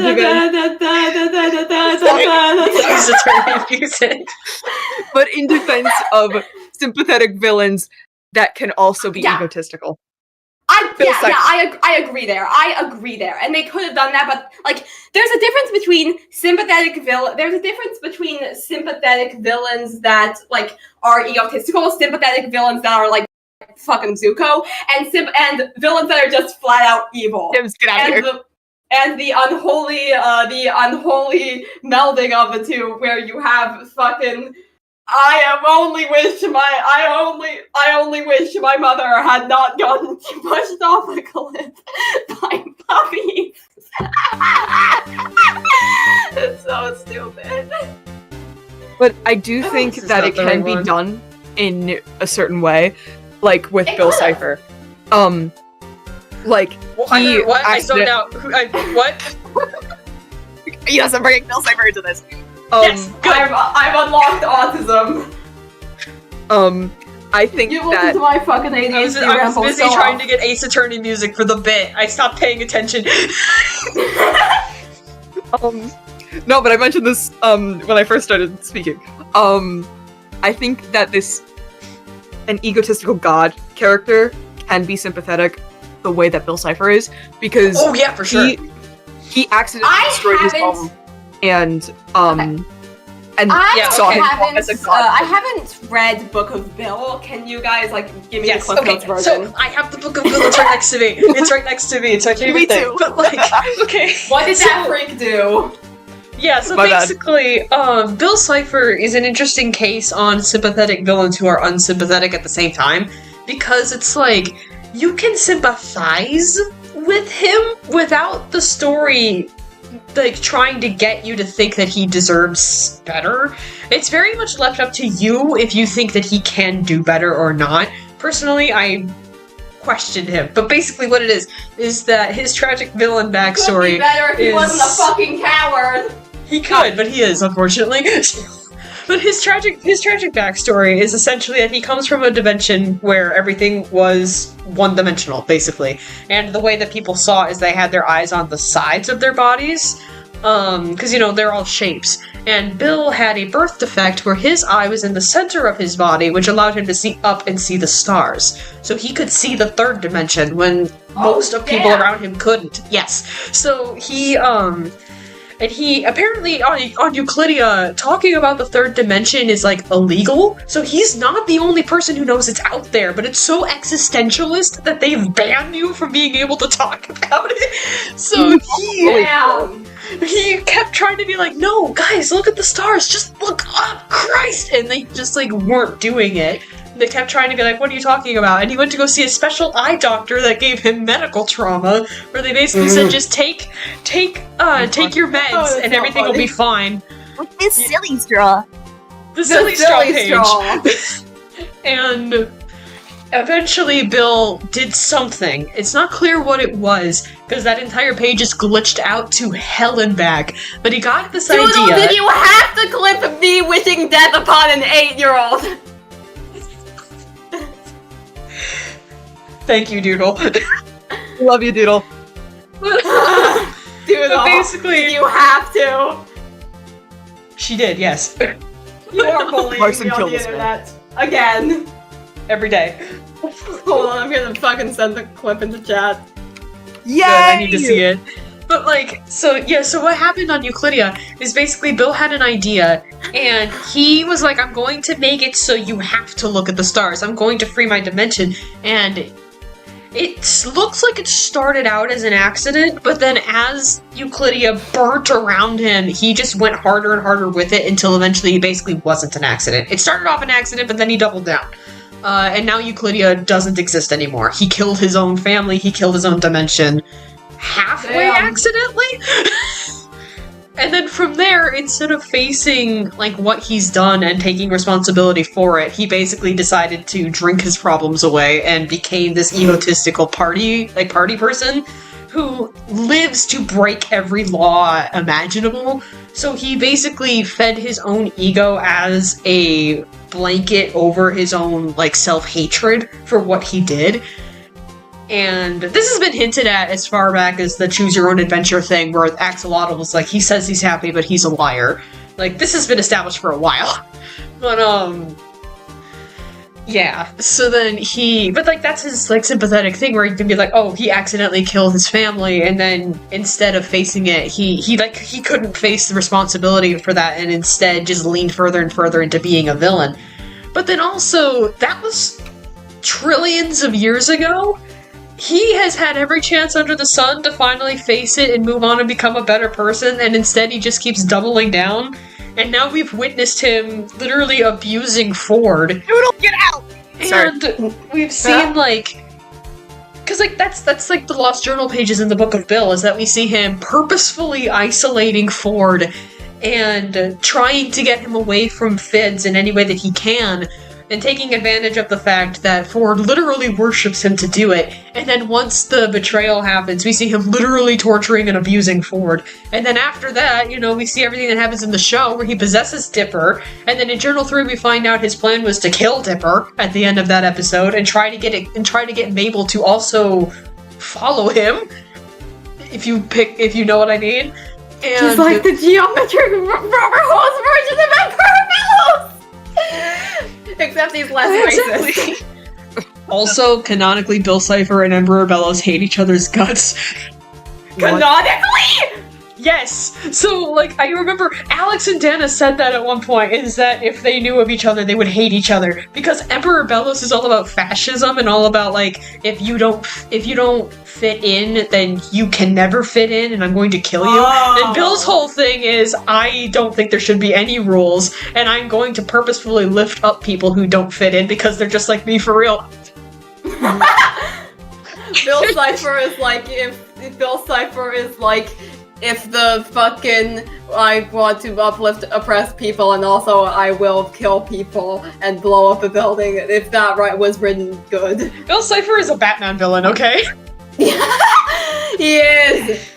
Okay. I've got another example of the sympathetic but egotistical Is it villains. malevolent? Oh, yeah?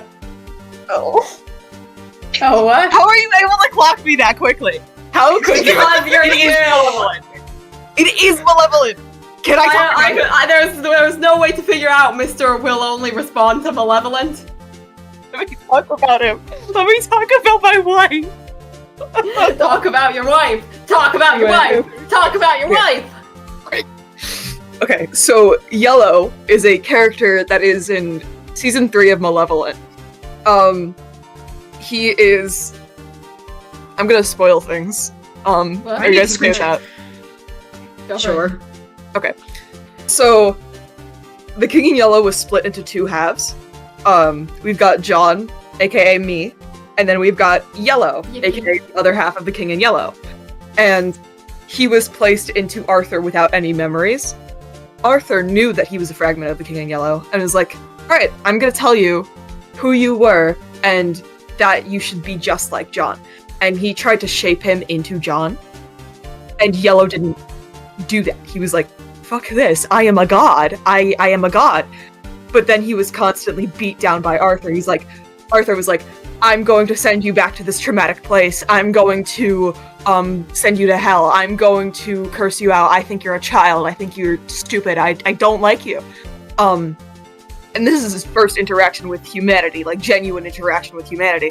So I see him as sympathetic because, you know, he didn't get a good shot at this. He was placed with an unstable man as basically a child.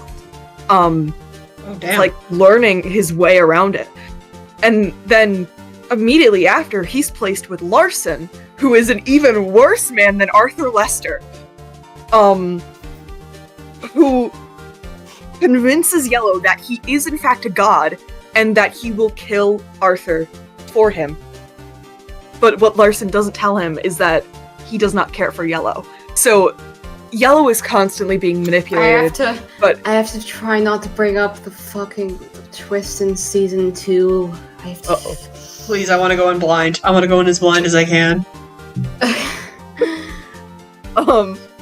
But Yellow has only been manipulated and basically beat down his entire time in Malevolent. Yet he still claims that he's a god, and that he still claims he's powerful, and that he could kill you. So it's like, he is sympathetic, but he is egotistical. Well, that's so. I know, I love it. I do think something they could have done with Sarah is, like, have her in life have been this smug asshole, this egotistical person, but, like, still have it be a bad thing that they killed her. Like, that could have been extremely interesting. Like, yeah, she was a piece of shit, but she didn't deserve death. Yes, and bringing this back to Malevolent, the King in Yellow was a piece of shit. He is an eldritch god. He you know, he's the King in Yellow. He doesn't care about human lives. And then he's brought into this environment where he doesn't know what's going on. He forgets everything, and he's told immediately, oh, you're the King in Yellow, so he needs to fit this mold. He's a bad person, but he's still sympathetic because he's still treated horribly. I am the most normal Malevolent fan ever, by the way. You are so regular. Oh, you want to know another example? Oh, I have another example. Tell me. Is it Malevolent? You asshole! You no, know, listen. I do see it. It's because, like, yourself in front of us, you little freak! Like, no, I don't want to cover up Bud's tail because it's cool. But, cover up Bud's tail. Don't fuck that guy. Cover up Puddle. Leave Puddle alone. Cover up Puddle. Fuck you, Puddle. Fuck you, Puddle. No, he's just a little guy. Move us aside or cover up Puddle. No, Puddle. Puddle, no. Yeah. Hang on, give me a second. Stone concrete scraping sounds on MP3. Alright, there we go. So, like, with Flowey's another really good example of this, though. It's because, like, he quite literally was a god, basically, in many senses of the word in Undertale, because, because he is us! Yeah, because, like, okay, so, if you somehow don't know what the hell Undertale is, first of all, your rock looks very nice. Shut up. As you know. Shut up. As you know. As you know. As you know. I'll go on a rant about As You Know some other time. Imagine if they do As You Know in Needlemouse, I will change my opinion completely. As you know, the Fire Lord threw out his young son, the prince, and he's been banished ever since until he can capture the Amazon. Yeah, man, we know. As you know. But, like... My Sonic Build-A-Bear plushies that I got today are the only things keeping me sane. I got a little, sorry. Okay, I didn't get anything, but I did make radioactive Snoopy, and I can show you Yippee! guys. Oh, nice. But basically, yeah. So Flowey's a really good example of this, though, because he is highly sympathetic, but also not at the same time. Because, like, when you meet him, the first thing he does is tricks you into a false sense of security, where you think he's going to be the tutorial character who is showing you, like, you see that heart? That's your soul, the very culmination of your being. And then you can move it around, and you use it to go and touch all the little white pellets, because they're full of love. And then you find out immediately that he tricked you, and he actually just really wants to kill you for some reason. And then he straight up says, in this world it's kill or be killed. How could anyone pass up this opportunity, die. And then after that, he calls himself the prince of this world, and you get the sense that he's a bit of a freak. But the strange thing is that he's the only one who's like that, though. He could be calling himself the king of this world, but he doesn't. Yeah, he says prince, which is really good foreshadowing. I love this. I love Undertale so much. And Undertale's so good. But he calls himself a prince when he could have called himself a king. But overall, he's the first character you meet, and he says, in this world it's kill or be killed, how could anyone pass up this opportunity? But then he's the only character who acts like that. The game tries to trick you into thinking that maybe Toriel is going to do that as well, so you're very wary of her, but then she never does. She's always very genuine about wanting to keep you safe. And I'm going to say that I was never wary of Toriel. Nice. I was. I love this. You are talking about this, and meanwhile, my background shifts between different Sonic images, including images I've downloaded from Tumblr, and currently it's just Shadow looking at Sonic like he is about to kiss him. So, nice. Well, but yeah, see, then you have my train of thought. Right, sorry. The end of the game, you go and you finally face Asgore, and you defeat him, and then you have the option to kill or spare. Most people spare, and then Flowey comes in, kills them anyway, and then literally does become a god. He deletes the entire world around you, so it's just you and him, and his plan is to torture you for all of eternity until he can finally take your soul and become god too. Electric Boogaloo. God squared! And then then you defeat him because he's not actually a god, he's just very self-absorbed. And then, when you have the option to, show him mercy, he's so confused as to why you would do that, and you just get the sense that, something hurt him in the past. Not enough to really feel too much sympathy for him, but you get the sense that something is, why are you being so nice to me line. That shit affects me! And then you get, because you get the sense that something happened, but for most people, it's not enough to feel much sympathy for him, because he's been nothing but a dick to you this whole time, until you get onto the true pacifist run, and you go down into the true lab, and you find those fucking tapes, and you realize that Flowey was Azrael the whole time, and Azrael was this super nice person, and he had this sibling who they just wanted to save all of monster kind, and in order to do that... to be fair, I think the only person who figured that out was Jacksepticeye. Yeah, of all the YouTubers that did, it was Jack. Which I'm so glad that of all the YouTubers I watched play the game, it was Jack. You look just like your parents! Every other fucking player is like, oh, who are you? Who is this? And then Jack's just sitting there with this big smile on his face, like, oh, you look just like your parents! And that made me so happy. And but for the people who were paying attention, you realize that Flowey and Azrael are the same person. So how the hell did this sweet prince become this fucked up flower? And then as you're walking through the labs, you realize, it takes it's so fucked up because Flowey you and Flowey are the same. You're the same. Yeah, exactly! In the No Mercy run, yes, this line, at least we're better than the people who just want to have it. And he talks about how he is a player. He is a player character, basically. He just resets because he wants to see what happens. And then he calls out the people who are watching playthroughs of it. Because it's at least these people are actually doing it themselves instead of just sitting there wondering and watching it with this grotesque curiosity.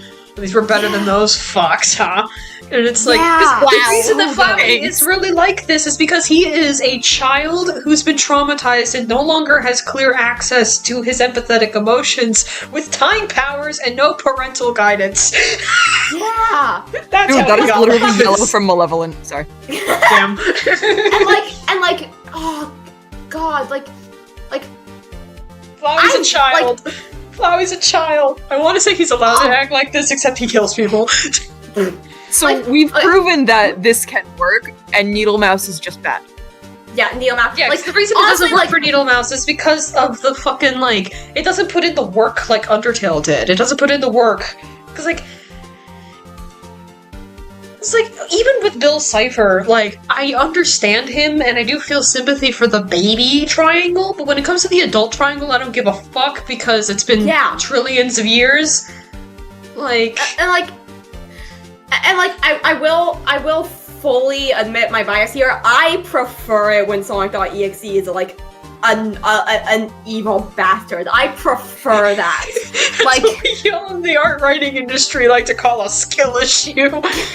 Like, I prefer, like, when I left the first episode, I thought I was going to leave, like, okay, this is not my personal favorite type of Sonic.exe, but I see why people like it, but no, then things got worse and worse, and then episode 4 happened and was terrible, and, like, it's possible to give Sonic.exe a level of complexity while still making him okay, there's this one thing that I don't fucking remember the name. I think I watched the playthrough of it. I don't remember, but it's basically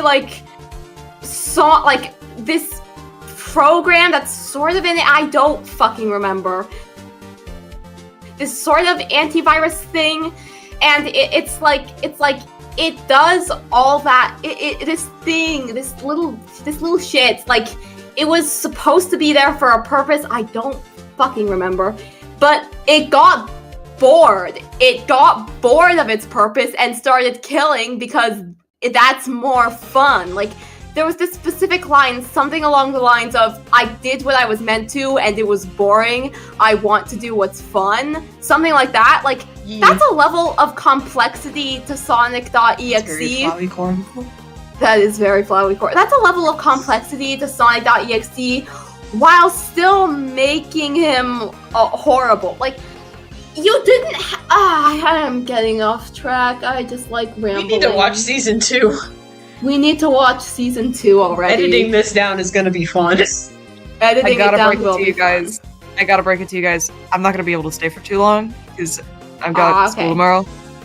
Okay. And I've got to do a speech. Love you. So I'll stay for as long as I can. Alright, let's jump into talking about Charlie Brown and radiation. Oh, boy. Nice. Alright. Oh, boy. Okay, Alright. I have So heard here's mixed things. Like, I will give Needlemouse its... what?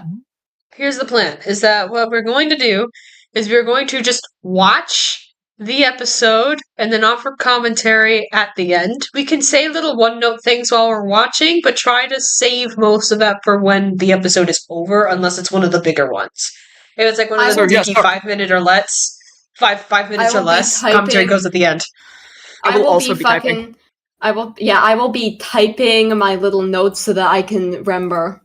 Okay. Oh no, I'm just gonna type in the chat. Alright, Needlemouse VHS Season 2. Season 2 intro, 2008. Oh boy.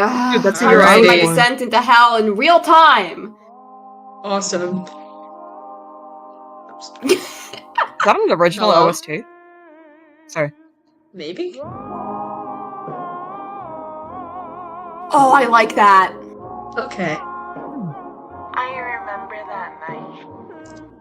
That night was unlike any other. It was to die for. Of course. I didn't loathe that day. Letting it destroy me from the inside out for 30 long years. Okay, wait, hold on, can you say back a bit? I don't know what you said. Yes. Oh. Let me click off of the volume. Yes, it's shoes. I used to loathe that day.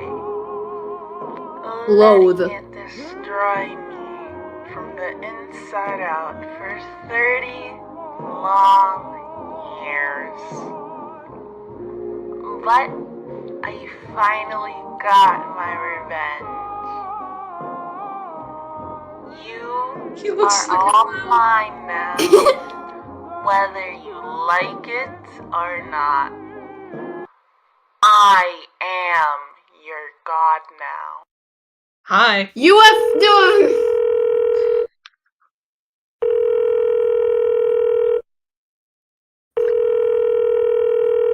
Hey, it's Tom. If I'm on that phone right now, be sure to leave me a message though. I'll be able to pick up soon. Hey, Tom. Oh, hello. Remember that Lost Sonic compilation disc we were talking about like a week ago, okay? You might want to come over today. I think it goes way deeper than we both thought. Hi! I thought it was an animation beat for a second! This is so stupid! I fucking choked! Please do not die.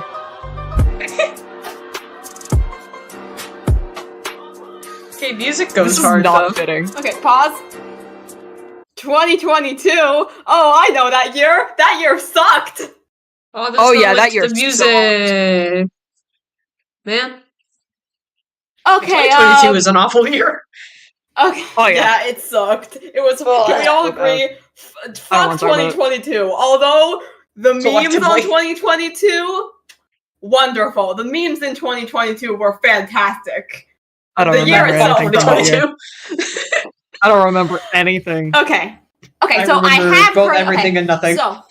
Okay, so Sonic.exe lore. So the original story was hilariously focused on a character named Tom, and his best friend Kyle went missing. If I am being dead fucking serious, if they named Tom Wachowski Tom because of Sonic.exe, I will lose. That would be so fucking funny.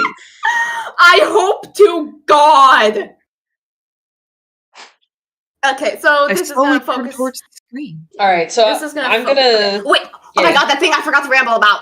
Okay, Uh-oh. so... I have problems with the fact that the series continues because the I am God line happened. That's a finishing line! That's not a line you have in the middle of the series, it's a line you have at the end! It's a line you have at the fucking end! Like, the entire story builds up to that line, and that line is the wham moment. So just dropping it in the middle is fucking stupid. I Plus, barely like, remember the 2022 delivery- other than Sonic saying that. Plus, like, the delivery was, like... Stupid. Yeah. Yeah. And it's like, just the I am your god now. Like, it almost sounds like she's trying to be smug, but it sounds more like it came across, like, disinterested. And it's like, okay, you already said the I am God line, you don't need to say it again, unless you're just trying to rub it in our faces, in which case you would say shit like, as your god, I think that blank. That reminds me of As you Cam. know, I am your god. Shut the fuck up! That reminds me so much of Am from I Have No Mouth and I Must Scream. Especially the game. Okay, you know what, you're right. I'm from... Oh, God. Shout out to Am. It's kind of We love funny you, that the Am. Am speech, like, took off so recently. I've known about that fucking thing for years. For once, I was early to something. Let me tell you how much I've come to hate. I think it was because of that one great animatic. Probably. Oh, yeah, it really was. I love that one. Okay. Season 2, Episode 2, Speed Duo Episode 64 presents Oh my god, the orbs. Comp? Okay, I'm confused on this title.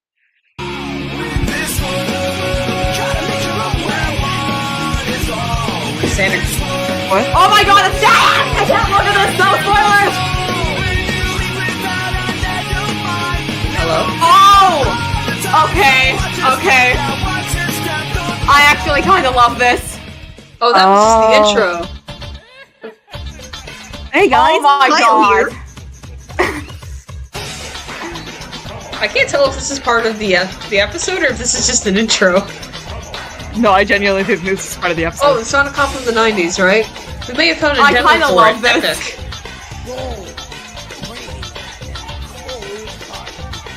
I kind of love this. So cool. Yeah, this is like Okay.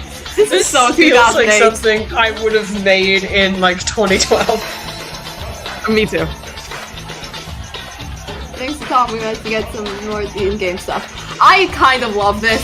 Tom thinks this is the beta loading screen. I thought he was filming us off. Oh, this is so painfully 2020.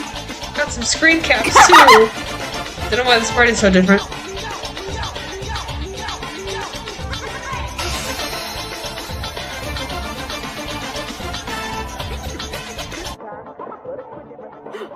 Oh. Hello. Hey, dude. Hi, Tails. What? Five Nights at Freddy's? That's like the click thing. The menu select. Oh shit. Oh, what? Oh? You've seen the It's like that forest, one Chad. image. Hey, girl, I mean... It's like that one, the shell-shocked image. You know Hey, what girl, I'm I talking mean Oh my they... god, it is. Oh! Oh, that's a Sonic.exe thing! Huh? Are we actually doing a Sonic.exe now? Oh my god, animations? Hello? I'm gonna give it more credit now. Okay, It's yeah. so transgender of her. Quality has gone up. The next snap though. I don't think so, You know, that's Okay, unnerving. that was That's better. not too bad. That was better. That was GG, better. alright. Right. I like the art, I like the animation. I really like the framing. Like 2009 ass Windows Movie Maker. It's so I love when 2009. I love when analog horrors do that. It's so funny to me. That's Okay. something I would have made when I was like 10. Me too. Needlemouse, I will give you your credit where it's due. I think that's my favorite episode so far. That was pretty baller. I'll give you your credit where it's due. The horror still needs a little bit of work, but the heart is there. It's better. It is better. It's better. Better than before. Now we just need to focus more on the characters again. Keep it up, but focus more on the characters. That's all I'm asking. I know the twist. I know the twist. This Pets you. We'll get there. Oh my god, is this gonna play every time? I have to not Be great. That is iconic.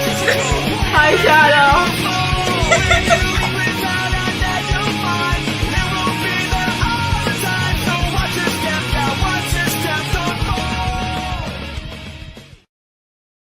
I think they should do that every time. Yo lol, it's Tom. Yo lol, it's Tom. No, actually, no, I can't say this because I'll die. Because of movie. Kyle and me are busy for school, but while we're gone, we got some cool Sonic merch. Yippee! Yo! The style mimicry is really stuff good. is still shipping, but this is still cool. This feels so Windows Movie Maker.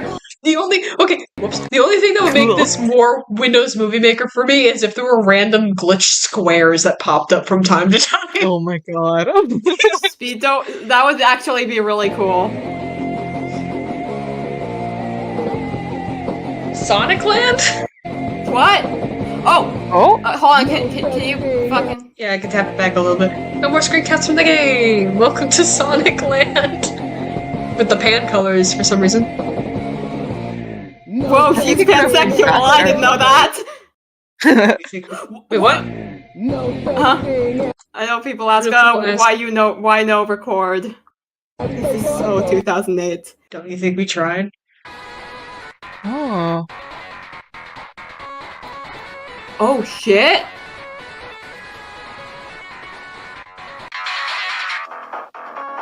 Oh? Hey Luther. So, is that the screen? Wreck-It Ralph style screen in the background. oh, he's sad. Oh. Damn. Womp womp. Oh. What are you thinking that? It actually says Sarah now. Nice, Yay. I fixed it.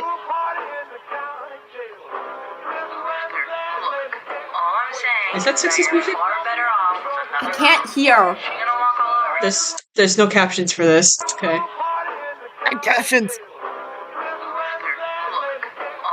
Look. All I'm saying is that you're far better off with another girl. Get along with Lori? The fuck? What? Chess, you're being very distracting. Stop it. I can't fucking understand I can't this make dialogue. out. She said something about like I'm not your standard white woman or something. I don't know what that means. What? I didn't hear that. I mean, I'm pretty sure it's been brought up that I'm pretty sure like I have seen mention that she is Asian. So Okay. Dramatic Sarah. Jeez. Better off with another girl. She gonna walk all over you. I ain't your white woman or whatever. You always this overdramatic Sarah. Jeez. Are you always this overdramatic, Sarah? Jeez. I'm supposed to look after you when you do shit like this. I'm supposed to look after you when you do shit like this. Shoot, when are we leave for our next presentation? I know. Shoot, when are we supposed to leave for our next presentation? I don't know. Asked to not just say shoot. But still. This dialogue does not feel 60s. Yeah, it does not. This feels 90s or 80s. What? I know you're corny ass to not just say shoot. But still, chill out. Y'all like just Phil. Okay, I know you're corny ass to not just say shit. Phil, chill out. 10 minutes before it starts. Chill out for 10 minutes before it starts. Be ready 10 minutes prior to everything New Year's Revolution yet. What? Anyways, Lily and I are going to a party, right? Right. Lily and I are going to a party, right? Tons of other people. I don't Tons know of other are gonna people. be there. I was wondering if, well, you could come along. I was wondering if you could come along. Oh, right, because it'll be awkward, you know, if you two just dating or something. What? You ape-shitted or something? Don't go blurting that stuff out. You know how people are, Wait. Oh. Okay, but Luther fucking out. I'm confused. My brain hurts. Okay, so I have read on the wiki somewhere that Lily's her girlfriend. So. Oh right. Okay. So. Right, that was said before. Okay. So this is like a lavender marriage type situation. No, I don't think so. Like not actually married, but I know. Yeah, like lavender basically, marriages. she wants Luther to come along as her quote boyfriend to cover for the fact that she's going to a party with her girlfriend. I don't think that's what's happening. It's hard to hear the dialogue though. I can't really. Yeah. We all have audio processing disorders. I don't know if I do. Leave me alone. God. If you have ADHD, there's a good chance you do. Yeah. I don't know. It might be autism. I don't know. I have both. It might be both. I don't know. I have ADHD, probably not autism. Yippee. Yippee! Really? You ape-shitted or something? Don't go blurting that stuff out. You know how people are, you know. With that kind of dating, I don't want that being shared. Like, come What on. are you saying? People will react, so just please stay I silent. don't know how people will react. Just please stay silent. What? Please stay silent for one second. Sarah, jeez. Look, no matter what happens, I'm gonna be by your side. So Look, no matter what happens, I'm gonna be by your side. So don't stress out about it. Remember, friends forever. You and your optimism. Together forever. That would be cool as shit if we managed to get that done. Yeah, cool, but like, small like punk compound and whatnot. Like, it doesn't have a thing to get just the bare minimum out of those files. Like, that shit has no reason to exist. I've given up trying to understand what's going on. I have to reach him. No. No. I need to reach him. That's the same thing. However and whatever it takes. Thomas. You have to hear us. Thomas. Okay, but what is she doing to you? Oh! That.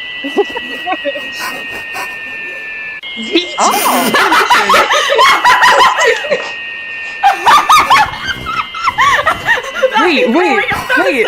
This animation is actually really good. Stop. Okay, banging animation. Oh my god. You can't keep doing this. I won't let you. Wait. You're not getting to him. So maybe I'm not too Use a upset different about this. font! Oh my god! This is interesting. Even after making you aware, you still defy me. What? You're in a world you cannot understand. Do not tell me this is some sentient AI bullshit. But you are not on my radar anymore, Luther. Luthor. He is. Are you gonna kill Tom? Tomas. Why? No, pause! Hello? Oh. This model, though. Why? Her motivations were fucking vengeance. Like, her motivations are vengeance and hurting She got them. vengeance. Yeah, she's gotten her. Why? This Like, series hurts my head. Like they're doing something I really wish had been in season 1, which is they're actually fucking exploring what the characters were like before they died, but I can't fucking understand it because this audio is shit. You know what you could do, actually? I bet you, if we, like, recut this, so it was all one season, and then rearranged No, please, to I'm where already everything stuck went. on bad and recut. I'm already stuck on bad and recut. I can't. I'll do it. Wait, then. maybe there's a transcript in the comments. There's not. Damn it. Wow. There is this. Oh wow! What I a had fucking! no idea. I had no idea. Oh Really? my god! Shut the I fuck don't want up! to call people out. I'm sorry. I do. I'm a hater. Hi, I'm back from voice acting Shadow while my friend VA Sonic just had to do. Okay. Oh sweet. Welcome. I'm going to tap it back a little bit. Okay. There is a creature emerging from the darkness. I think it's The Sarah. beast. A creature feature. Try to keep this interesting. Oh fuck you! Is that a 3D model? Looks it. She looks like a doll. Yeah, she does not look like a looks real like a Bratz person. doll, yeah. Thomas Bentley art rights. So we have another. Oh. Okay. Oh, Luther Artwright. Luther Artwright is That makes more Luther's sense. name. So we're going after the son of Luther? Chris, thank you for getting my reference. I actually like that a bit. No. Yeah. Okay. Okay. That's not not terrible. It could It's be better. still better than season 1. Yeah, Yes, this by is a long this is shot. leaps and bounds better than season 1, which is weird because season 1 was what I always saw fucking you getting footage used from. I feel like if you're gonna praise Sonic.exe, praising season 2 makes more sense. Like, like I didn't even hear anyone be like, "Oh yeah, season 1 is bad. Don't watch it." Like, no one fucking said season 2, like, called out the quality of season 2. No one. Weird. I hate this fandom. Maybe it's just a bunch of kids. Maybe it's just a bunch of kids. No, these were adults making video essays. I can have hope. I hope it was kids. Oh my god. Okay, It's like, resume. Resume when maybe you we want. just gotta keep going. Maybe they just kept showing season 1 footage because they didn't want to spoil anything that happens in season 2. Maybe season 2 is where it gets good. We'll see what happens. I'm going in optimistic. I'm not, because I know the twist. I don't. Me neither. Please play the intro again. Please. Please. Oh man. Boo! Boo! 0 out of 10. The art's good. She's dead, Dave. They should have done the Family Guy death pose.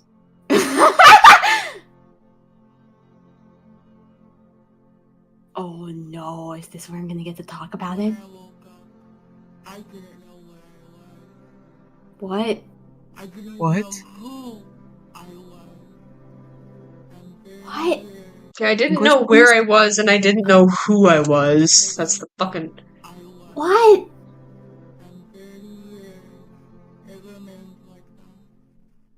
No, I can't. Girl, what? But little by little over time. But little by little over time. I had no idea.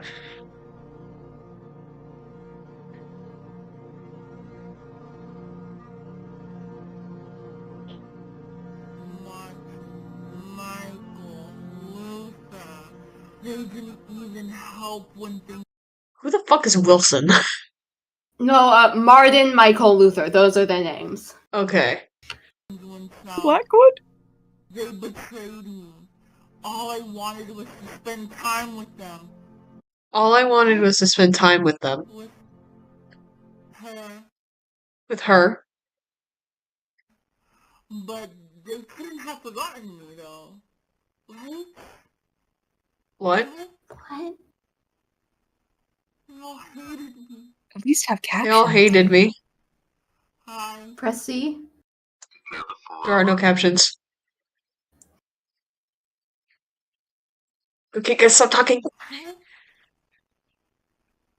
They all hated me. They all hated me. Hi. Together forever.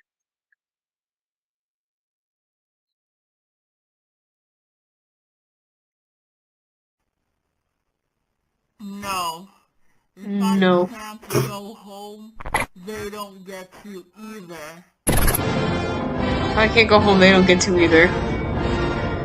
Why are you doing this again? This is fucking dumb. Okay, we got this the first time.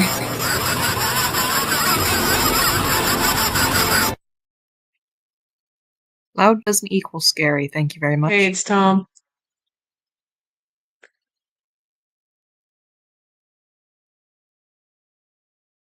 We've been long overdue for an update. Ever since we last dug into the files, I haven't been feeling the greatest. Womp womp. Womp womp. Sorry. I've been having headaches ever since. But no, you're good. And some weird ass dreams. Are we gonna get glitch trapped?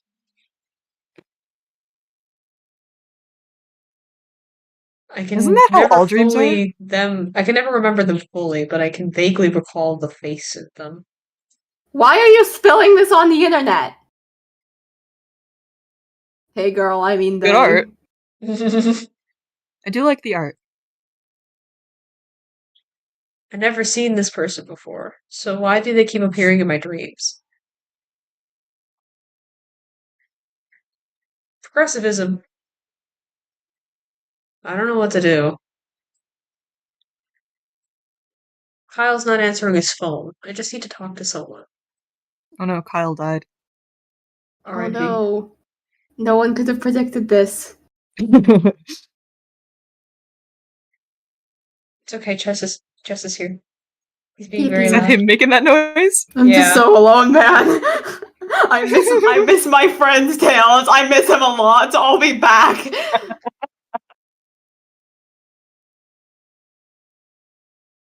Dad. Father. This is extremely funny to me.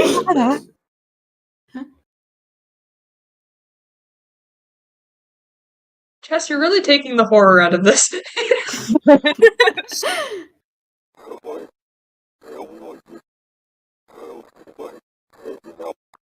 What? Is that English?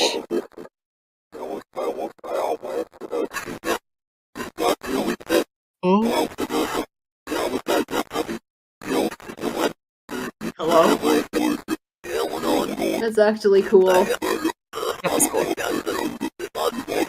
I don't know what it is, but it's cool. What? Dad's old stuff? Girl, they can't understand you. Is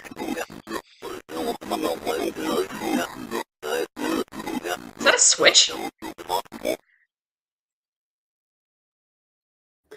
Fuck you. Oh. Why a switch, though? Snap it in half.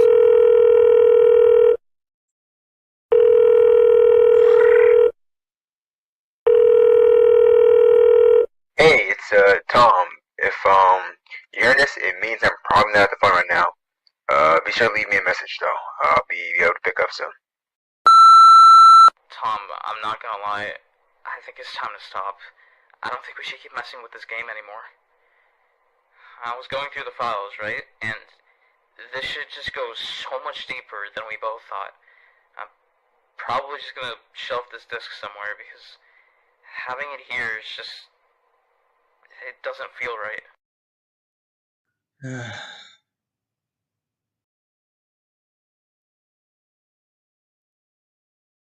Hey girl, I mean they. Burn it in the fire. Oh, hey, what's up? Hey girl, I mean they. Oh? What? Hi. Look at the series there's more body horror this time around. Oh, thank God! I want to see a child dying. Alright, no, let's see the guts. Let's see the organs. Boo. Was all that recorded? What? Boy, I don't know which one you are. I haven't been paying attention. Are you Tom or Kyle? That's Thomas. I'm calling him Thomas because I physically can't call him Tom. Was tapes. I feel complete. I feel complete. Hey girl, I mean they. What do you feel complete? What? Because Why, the what tapes happened? are there. My brain hurts. So we gotta This is collect all making 8 sense tapes. to me. But if I'm so complete, The special stages? Oh.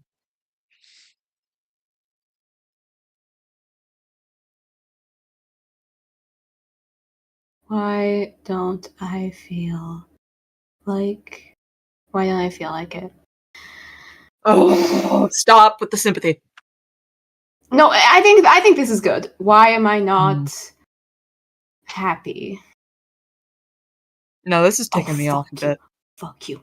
Fuck you. Fuck you. What's up with the red dots up there? You're not. No. Fuck you. Fuck you. Fuck you. Fuck you. Fuck you.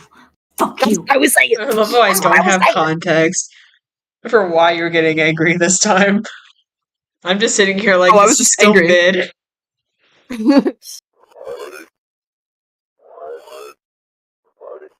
What? What?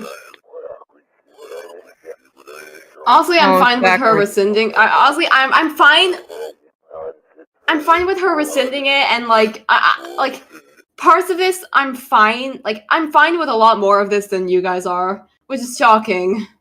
Get up, Get up, Kyle. Kyle. What is up with the text? What are you doing with the text colors? I think it's Okay, for each pausing person. it. I guess? I don't fucking know. But, like, okay, I'm mostly just, like, I just feel nothing.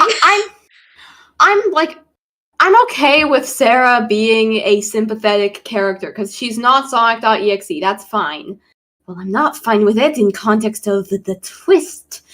That if it's not true, I'm going to be so relieved, but if it is true, I'm going to be... It's on the wiki. It's on the fucking wiki, so it's probably true.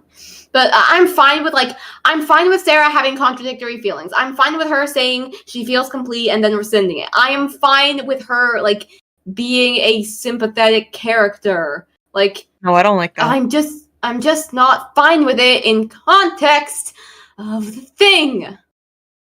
It could have been better. Oh my god, it's 16 minutes. Yeah. Oh boy. If you need to dip, go for it. I'm sorry. It's okay. It's okay, we love bud. You held out as long as you could. Have a good day, Mud. Everyone, applaud Mud. Hold on. I need to take off my gloves so that this can be visible. Thank you. I'm bowing. Thank you for your applause. I love you all. Was that picked up by the mic? It was, yeah. Yippee. Okay. Now I'm going to make you a little bigger because now Mud is not here. Bath. Bath. Bath. There we go. Okay. I'm keeping Mud's pronouns though, they can say. Yippee. Okay, so I'm just more neutral about everything I think this time around. Just because, like, I do appreciate that the series is trying to do more. I can't get attached because I don't know what the hell is happening because I can't hear anything. Yeah. I appreciate we picked a different font than whatever the fuck was going on in season 1, so I can actually read everything now. But it's also steering way away from analog horror. Like, this isn't really analog horror. Yeah, this feels like I don't know how to describe this because it's not analog horror, and it's also not. It doesn't feel like a compilation either. It feels like we're watching a movie, and the movie keeps swinging back and forth from being an analog horror to being found footage to being more film-like. That could work, but it's just not. I honestly think it's because it's drawn. Like, I like the art style, but having it be like that, I think, is a little immersion breaking. I think the drawings, honestly, the drawings are kind of one of my favorite aspects of the series because it's so unique. Art. It's nice. Yeah, it's so unique in the landscape of analog horror because analog horror is so fucking samey. So seeing something just be like this is I do. It's a big part of why I like DOAI. Yeah. Yeah. But even that DOAI still it's basically 90% live action with occasional stuff like the you don't know me, but I know you. My name is Lankman, or at least the cartoon version of him. Lankman? Hello. His name is Herbert. Herbert. No, that is not my Herbert. My Herbert is the bear who would love global warming. Rip Herbert the polar bear. You would have loved global warming. I never played Club Penguin as a kid, so I have no idea who the hell you're talking about. Yeah, I don't know. I just feel it's mid. It's just mid to me.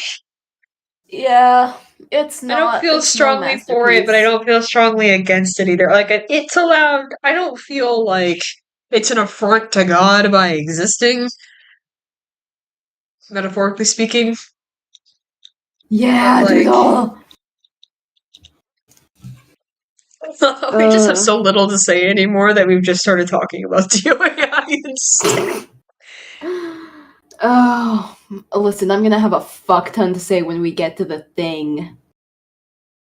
Oh boy. Oh my god, I've been live for 3 hours. We gotta go. Let's go. Let's go. I want to watch Here we good go, animal buddy. Here horror we go, after buddy. this. Here we go, buddy. I want to rewatch Haunted Halloween PSA.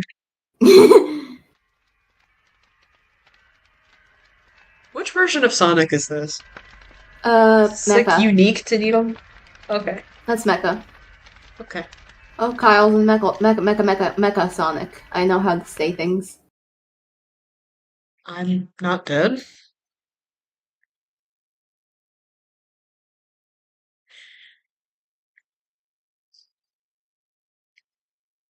You look like Silver right now.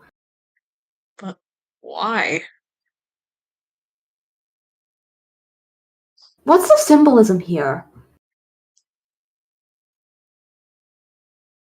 Is that a peeper from Subnautica? Her. It's all her fault. What?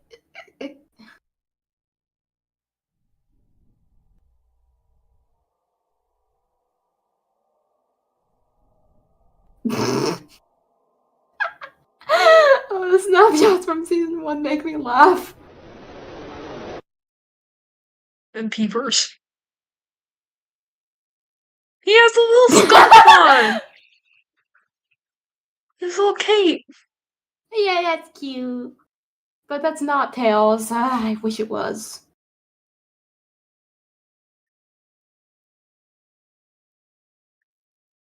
They pulled the flashing images thing like 4 times now. Yeah. It really only works once. What? Even with these Even abilities. What? Abilities. I still cannot reach him. I don't do something. She's going to get him. I think she already did, man. I refuse to allow that. Okay, so Luther's blue. No one else will be dragged into this hell. I will see to it myself. What? Okay. Oh, is he getting the Chaos Emeralds? Oh!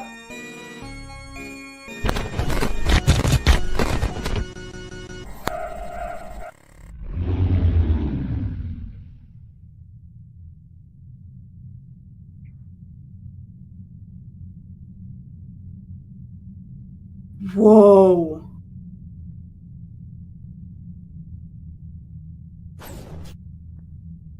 Okay. You have my attention.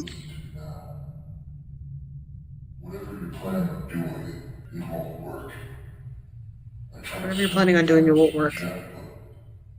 What? I tried so many times to reach out, but I can't. Remember to get out of there? What?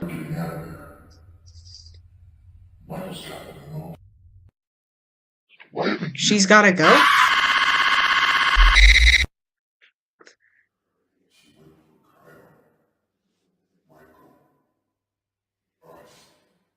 Michael, don't leave me here.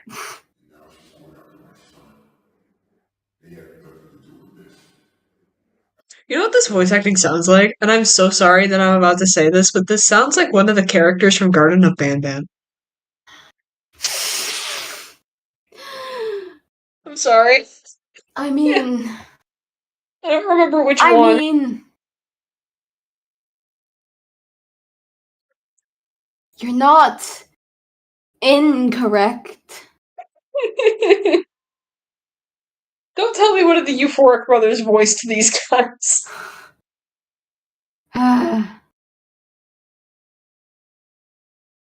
Maybe this is where the Euphoric Brothers truly got their start. It's the Needlemouse. Oh, God. Resume. Bestie, I can't hear you.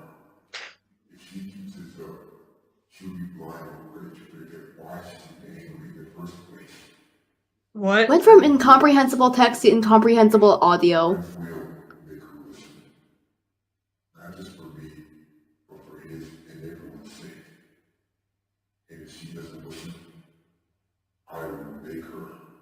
And if she doesn't listen, I will make her. Okay, great, but I don't know what you're trying to get her to listen to. Just don't let her hurt anyone else. Don't let her hurt anyone else. Promise your kid, then it's only a matter of time before she comes to my family. What? It's only a matter of time before she comes to life? To my family. Please don't let this happen. Don't let this happen. Don't worry. Don't worry. She's not going to hurt anyone else anymore, Michael.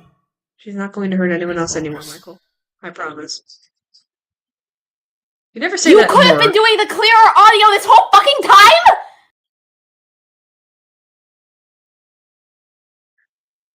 Sound mixing is hard.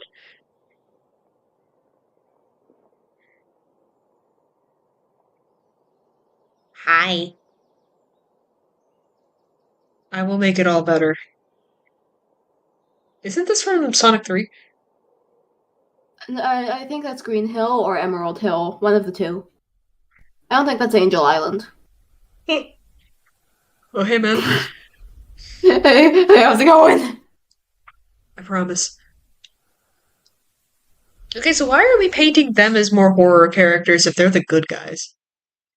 Honestly, I'm fine with that. It was the only way. the only way to stay hidden, the only way for the rest of the world not to find out. It doesn't feel right anymore. Okay, so it was the only way to stay hidden, the only way for the rest of the world to not find out something. It doesn't feel right anymore. It doesn't. Not how it does. What? And it's all his fault. It's all his fault. Can we stop playing the pronoun game?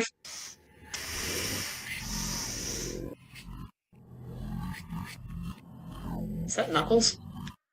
No. Pause. What? Don't tell me the plot twist yet. No. I haven't figured it out. I sense this is building to it.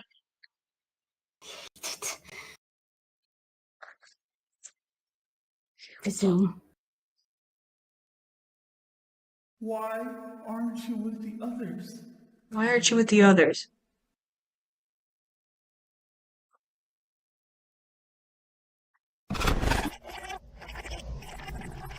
What?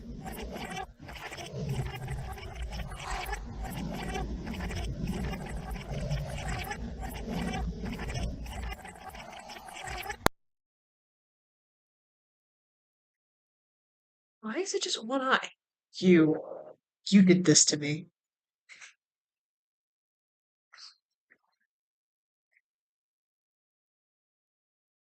This doesn't make any sense.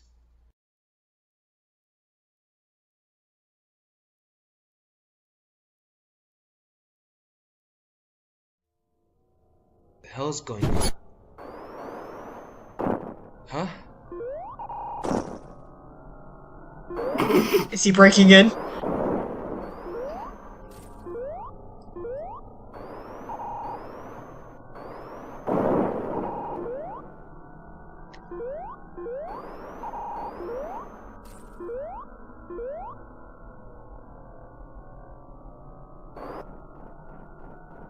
What? Oh, it's them in the... Okay. So they're fighting in-game. And then it's like showing on the computer screen. Why do you keep fighting? I refuse to be your puppet.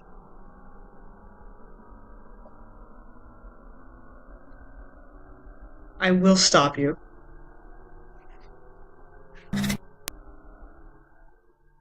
Adorable. You're fighting back, despite everything.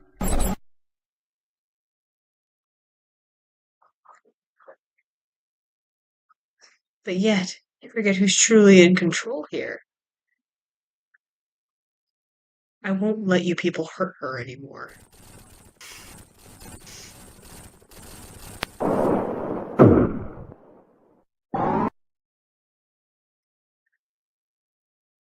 You're in my world now, just like the others. You're fun to play with. Kind of. But soon, someone else will be joining us. Isn't that right, Tom? So funny.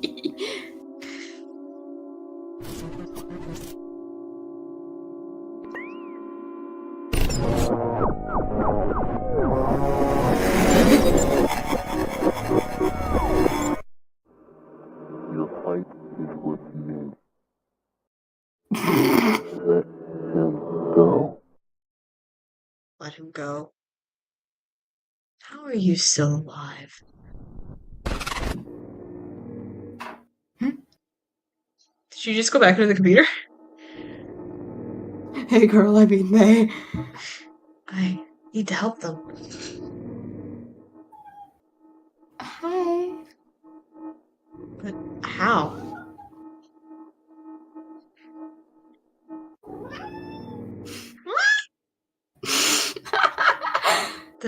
Disc. I need to destroy the disc.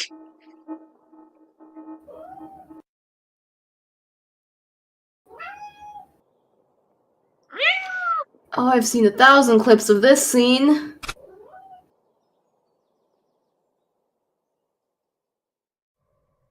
I think it's this or it's the next scene.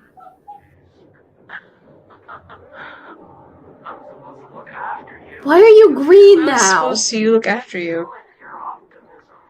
You and your optimism. Together forever.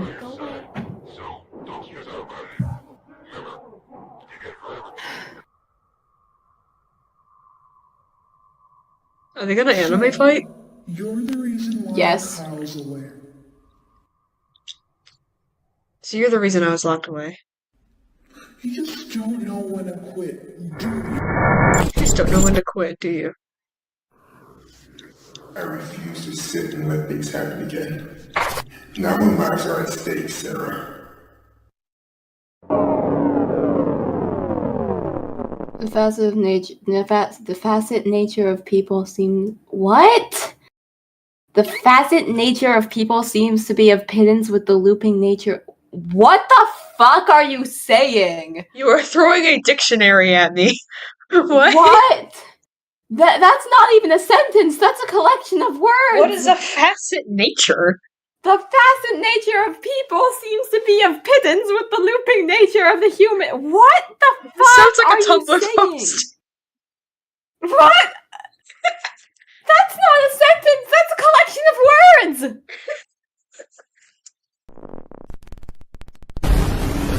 Yup, this is the scene. But why? Nothing more than to get what I want back, they answer. But why again? It drops being an analog horror and turns into a fucking anime. Huh. But why again? Why repeat yourself when you know of the results ahead of you? I can only see where I will go. Only I can see where I will go. Only I can see where I will go. You dictate nothing for my case, the second replies calmly. I'm sorry, every time I ever see anyone say they said calmly, all I can think about is that one that fucking stupid fucking meme from the transphobic wizard thing. Yeah. He said calmly.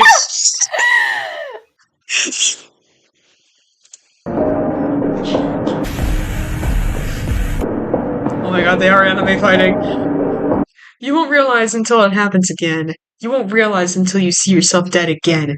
You won't realize until you find yourself with her again. You won't realize until the change is made. Okay, seriously. Can you guys stop with the pronoun game? It's getting to a point where, like, it was mysterious before. Now it's just confusing. The her is pretty clear to me. The her is Sarah, because there's no other her. Aside from Lily, I guess, but Lily's not relevant. Damn. Honestly, this feels pretty clear to me. I don't understand what the hell's happening, but I'm glad you do.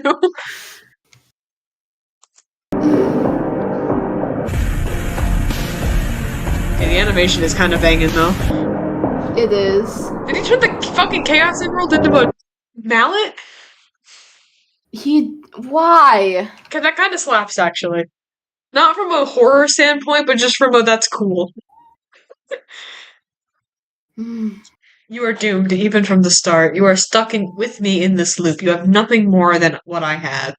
Give up and find the answer to get yourself out of this. Find that peace you want and break the cycle. Destroy the repeating madness. Who is talking? I guess Tails is trying to tell Sarah to stop seeking revenge. So this is Sarah up here. You are stuck with me from this loop. You have nothing more than what I have. Which is interesting of a line. Go away, kitty. This is just hard to understand. Because, like, this is a writing criticism that I have in general, is, like, whenever you when you withhold information just in the name of being cryptic, it can make things really fucking confusing. They kept using color text, why can't they use it now? Yes, exactly. And it's like, even then, it's like they're still speaking really cryptically, like, you are doomed Also, even like, from the start. Like, you are stuck with me in this loop. This would be fine if it was just Sarah talking, but also the other characters also talking like that. That's the problem that I have. Yeah, color code the text. That's literally my, like, the only thing I want right now. Is just color code the fucking text. It's like, okay, I'm going to pull up an example to illustrate what I mean with the dialogue, because, like, it's edgy and it's trying to be, like... I'm fine with edgy. I know, that's not the problem that I have. Okay, hold on, my brain. No, you're fine. Okay, Glitchtail. Glitchtail does this a lot with its dialogue, and it really annoys me. Where it plays the pronoun game a lot, so it's just like, oh, we have to wait until he gets here. And it's like, who the fuck is he? Like, if you do that a couple times, it's fine, but if it's in literally every single sentence, it just gets annoying. Say names! I'm begging you. People have names. Please use them. Yeah. And, like, but then there's also, like, Glitchtail motherfucker. Dims fucking hates Glitchtail. Yeah, I'm planning on... I'm gonna just do a live stream, I think, one day of me just talking about Glitchtail and then edit that down, because I can't find it within me to script it. I don't have the patience. So, like... But just, like, because there's... I'm not getting into Glitchtail, but, like, but part of it is that, like, Betty as a character speaks very much cryptically, and she's another egotistical person that Glitchtail tries to make her sympathetic at first, but then just completely abandons that until right at the end, where it's like she was holding the real evil back. The real evil's been unleashed now that we've killed Betty. And I'm not getting into the plot of Glitchtail, this is about the dialogue, but, like, she's allowed to talk like that. But then it's when the other characters talk like that it pisses me off. Like, the villains should be allowed to do that, especially if they're an egotistical asshole. If they want to encrypt their own dialogue, that's fine. And when everyone does it, it just becomes annoying. Yeah. Stop it. Because, like, it's not in character. It's you as a writer trying to build suspense by making the reader wonder, oh, who are they talking about? I wonder who it could be, and then leaving them in suspense like that. That's fine if you do it a couple of times. Don't do it in every single fucking conversation. My head hurts. Like, that's what this dialogue is doing, and it's like that, and it keeps trying to, like... Welcome back to the building. This is relatively better, but that's because season 1 is a piece of fucking trash. Yeah, it's just like... Get up and give the answer. Get up and find the answer to get yourself out of this. Find that piece you want to break the cycle. First of all, get rid of these quotes. If this is the same character talking, this is the same paragraph. Find that piece you want and break the cycle. Destroy the repeating madness. And this is clearly Tails talking to Sarah. And I just, like, that... I don't know how to words right now, but this doesn't cohere as well as it thinks it does. Mm. Okay, I'm hitting play. We can't. See, What? I do, like, I am finding it easier to understand. I think it's a difference in our brains. Probably. I don't know. I'm noticing more and more that I have more trouble understanding people the older I get, so maybe this is just a me thing. Mm. I don't know, this type of dialogue has always annoyed me. When used correctly, it's fine, but, like, it's when they do it too much, and this series is doing it too much. And, yeah. Animation Why is does he banging have a Why does he have an axe? Why does he have an axe? Only you yourself can do this. I have yet to await that moment. Yeah, this was something. What? This isn't horror anymore. This isn't horror. I'm not scared. It just took a sharp turn into anime. Yeah.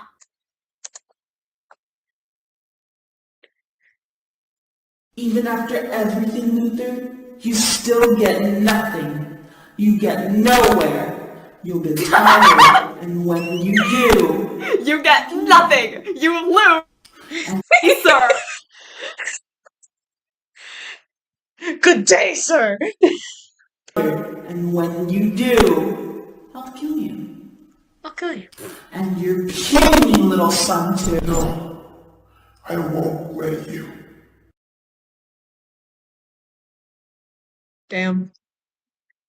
Look Oh, at there's no you sound effect. swinging a little toy around, despite doing so many wrong things to your so-called rights. At the end of the day, you're more like me than you think, Luther. Oh, come on! God damn it! Come God the damn it! fuck God on! damn it! Are you kidding Come me? the fuck on! This is hitting all of my writing pet peeves. I'm just waiting for it to be like, Not as you just know. pull the fucking. We're not so different, you and I.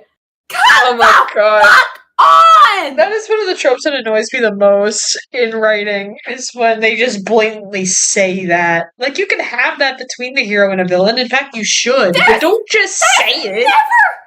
That has never been fucking shown. That has never been shown. Yeah, plus, it's never effective either. If they just fucking say it, it means nothing unless the protagonist is already actively having, like, a crisis, and then the villain says it just to, like, make it worse. That's, like, the only time I've ever seen that fucking line work. Is the whole, we're not so different, you and I. Like, shut the fuck up. Man, be quiet. Welcome back, Torchy. Why does Tails have magic? I don't fucking know. Dude, this is literally chill. It is! He got a Chaos Emerald, but that's not what Chaos Emeralds fucking do. It is rule of cool, though. This is, like, the one part of this that I am genuinely enjoying is seeing, like Tails' design. Tails' design fucks, actually. I do think that. I like it. That's, like, the one part. And even then, it's not horror. It's just a cool design. I don't like it because it's horror, because it's not. I just think it's cool. I would draw that. Chaos Emerald's power is plain, obviously. No, that made this plane crash.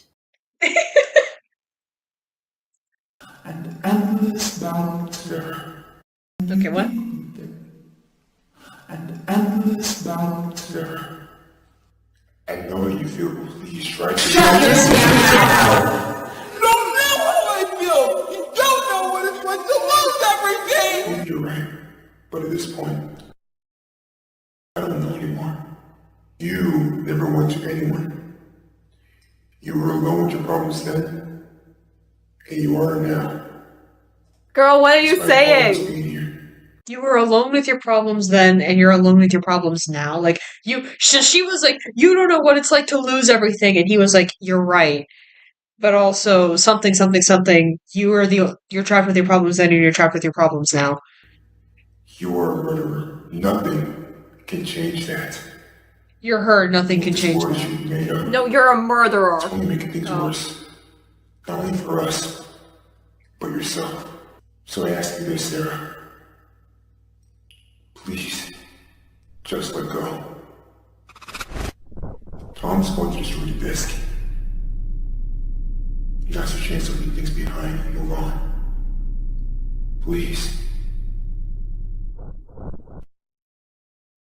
I don't understand anything.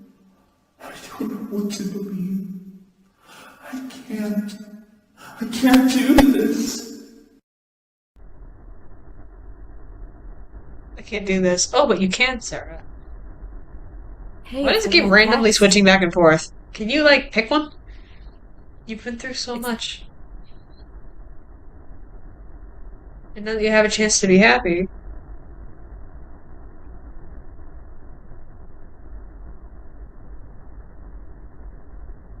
Yeah? He wants to take it away. Who the fuck are you talking about? Pause. I don't trust the series to deliver the information effectively. The twist is that Sarah's vengeance was fed to her by an evil god! Are you fucking kidding me? Fucked off! That is the greatest. Are you fucking kidding me? Oh, okay? So you fucking realize that that Sarah's character wasn't Sonic.exe, and then you fucking act like the normal Sonic.exe who just loves violence. You can't have both. Commit to the bit. You made your bet, so fucking lie in it. Fuck off. So basically, they're saying that Sarah doesn't have agency. Like, God told her to go take vengeance, and she was like, "Okay." Wiki. Well, it's not that she doesn't have. It's not that she doesn't have agency. It's that she like doesn't. Needlemouse. Because it's still her making these choices, but it's like she didn't come to those conclusions on her own. Someone told her to. That makes it way less effective. From the wiki, the soul of a young girl killed in the bar fight. Sarah's soul was stuck in the beta compilation of the Sonic the Hedgehog series, with her death replaying on loop as another entity fed her into her desires of her. Fuck you. Fuck you. Fuck you. Yeah, now we've just. Okay, so are we combining every single EXE into one experience? Because that does not fucking work. You can't do I'm that. with you on this one. This one just does not work. You can't fucking do that! Sarah isn't Sonic.exe, and that's fine. Like, she is a completely different take. Like, that's fine. You didn't need to shove Diet Sonic.exe into this. Fuck off!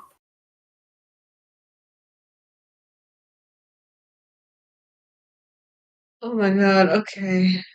It's so stupid. Because the thing about literally all of the villains we were talking about, except maybe Yellow from Malevolent, is that they made those choices themselves. Even the most sympathetic one, which I would argue is Flowey, he's the one who actively chose to start killing people. And he justified it by saying he was just curious, and he has time powers, so he can erase it. So who really gets hurt anyway? It doesn't matter. Like he still chose to do it. No, look. If you want to do something like this, have Sarah have been the one manipulating Luther, because that is a fucked up twist on the Sonic and Tails dynamic. Oh my god. That would have been so cool because Tails, like, Sonic and Tails are brothers who love each other, and Tails follows Sonic into anything because he loves his brother. Having it be so that it's a twisted dynamic similar to that would hit so. Make Knuckles have the role that Luther currently has. Oh my god, because Knuckles is the one who actually like goes up against Sonic more regularly, but Tails follows Sonic into anything because that's his brother and he loves him. Have it be so that Sarah is like manipulating Luther into following him. Is it following her? Sorry, girl, I misgendered you. Sorry. Have it be so that Sarah is manipulating Luther into following her, and have her like psychological torment. You could do psychological torment like that. Fuck you. It wasn't their fault, chat. They didn't mean to. It wasn't them. It was the evil influence. They made them do that, guys. Look at this. Look at how they how fucked up and tragic this is. Yeah, for real. Plus, like, you ever heard of that one experiment that's like, so there was an actor. What? Stanford Prison Experiment, or?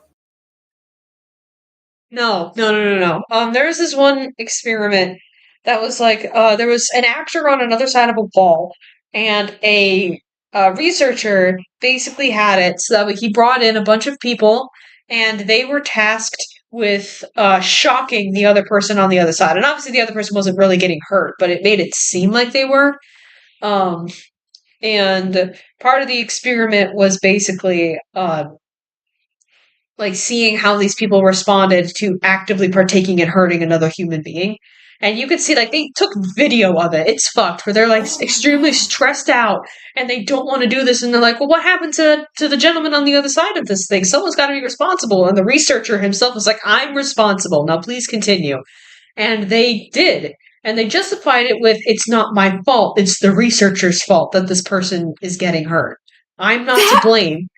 Oh my stars, that would be so interesting. Oh yeah, that's like where my mind went instantly. Needlemouse. You, like, what if Luther was the least, like, what if Luther was the least guilty in Sarah's death and Sarah took a little bit of fondness but not enough to spare him? Like, what if Sarah, like, put, oh my god, because one thing about Sonic.exe, it's pretty much a meme in the Sonic.exe community that Tails cannot survive a Sonic.exe game. So what if we saw Sarah putting Tails through a fuck ton of torment and then switching around and being nice to him? Because that's a fucking abuse tactic. Like, yes, it is. Putting him through hell and then being like, hey, it's okay, it's just me, it's Sarah, you can redeem me. Have her be evil, just let her be evil, goddammit. Let her be fucked up and evil. And then you would have Knuckles playing the role that Luther is playing here. Have him get the Chaos Emeralds. He's more fitting to get them. That makes way more sense, yeah.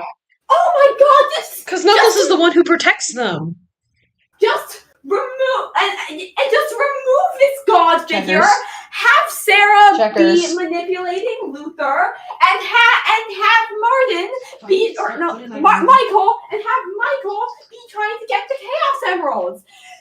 Boom! Oh my god, this would be so easy to fix, and you could still have it be that Sarah's trying to get Thomas and fucking manipulate, and like she's like, no, it's okay, I'm just bringing your son in here so that he can be with you forever. Meanwhile, like, show us psychological torment. We need more evil women. You couldn't even let Sarah be evil. Yes, exactly. Let Sarah be evil. Fuck you. Let her be fucked up and evil. Fuck you, Needlemouse. Fuck you, Needlemouse. You ruined it. You fucking ruined it. You fucking ruined it. Oh my god. I'm just sitting here thinking about, like, just the idea of, like, I see what they're trying to do of having, like, Tails versus Sonic, but again, like... It would work so much better if it was Knuckles versus Sonic, because that's how it actually is in the games!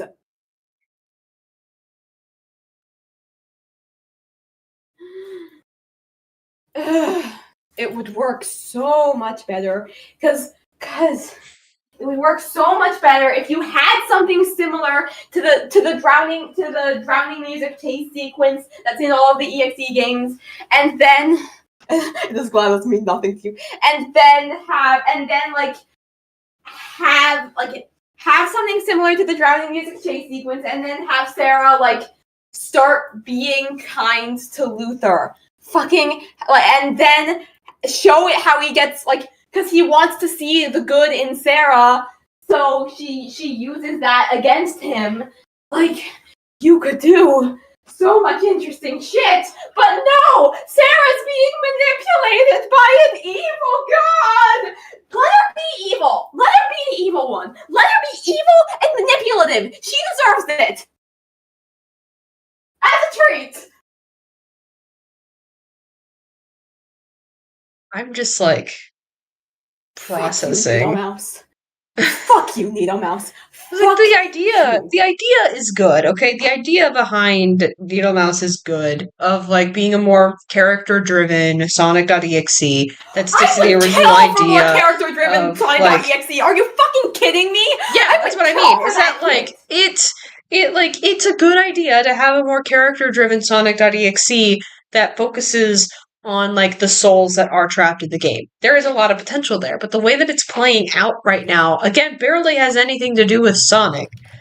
Like, you're just using the aesthetics of Sonic and not much else. You could replace all of these character designs with something completely different and nothing would change. Fucking replace it with Mario, see what changes. Nothing. There is no reason for this to be Mario Sonic. versus Luigi. There would be reason for it to be Sonic if it was, like, there would be symbolism to it being Sonic if Sarah was manipulating Luther into basically an abusive relationship and Knuckles was the one trying to get the Chaos Emeralds and fight back against her, and you can have the rest of the stuff be the same. You can have Kyle and Thomas's stuff. You can have all of that be the same, but just shift things around and cut this evil god! Let Sarah be evil! Fuck you! Fuck you! Let her be fucked up and evil. I'm so angry! I'm so fucking angry! going to hit play. Okay.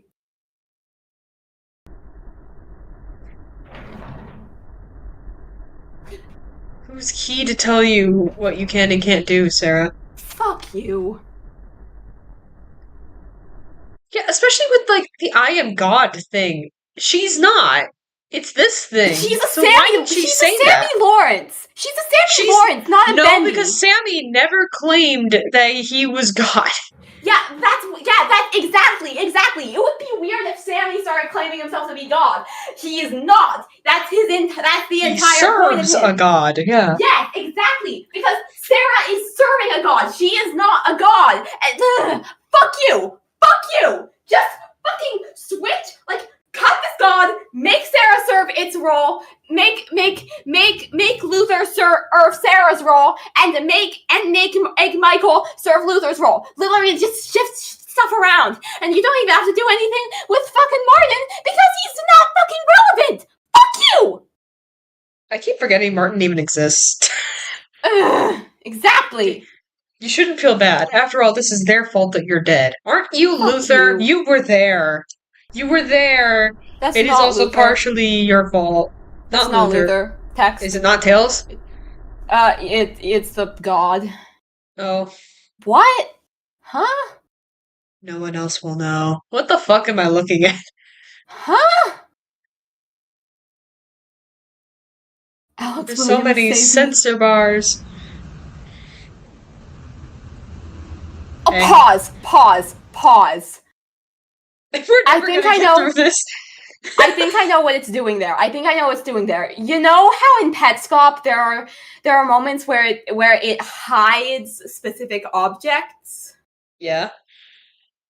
There wasn't, like, the moment where the spinning pyramid comes out and there's a sensor box over it.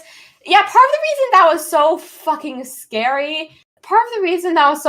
scary is because we could see hints of it, but not the whole, making it genuinely unnerving. Ugh. I'm so angry. I'm, like, so tired. I'm so tired.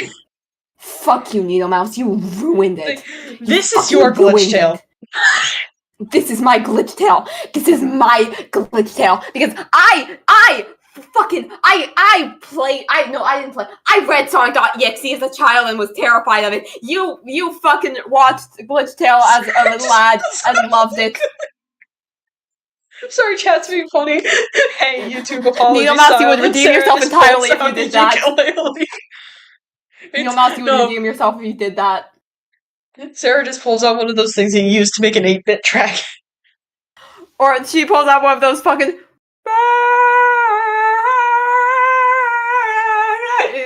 That thing, you know, it's shaped like a music note. It's shaped like a music note. Automaton? That's it. That's the automaton. YouTuber apology with an automaton. The only thing I know from That's is probably that the one... funniest possible interpretation of that you could have. Automatons are objectively the funniest instrument ever. Resume. I need some way to endure. We're a minute left. Hey. If you don't want to spend forever here, I understand. We've been together for... Oh, fuck you! Fuck you! So I'll help you out of this once. What? Oh, that's Tom and Kyle. Kyle Henderson does not deserve to live after knowing about us. Why, Pause. though? Neither does Thomas. Henderson is Sarah's last name. I know this from the wiki. Oh, come on, man. Resume. Okay.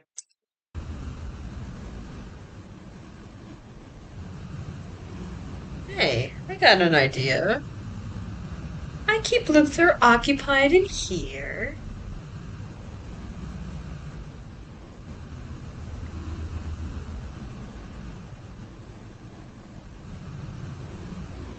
And you show Tom what it is to face a true god. What do you mean by this? What's it to face a true god?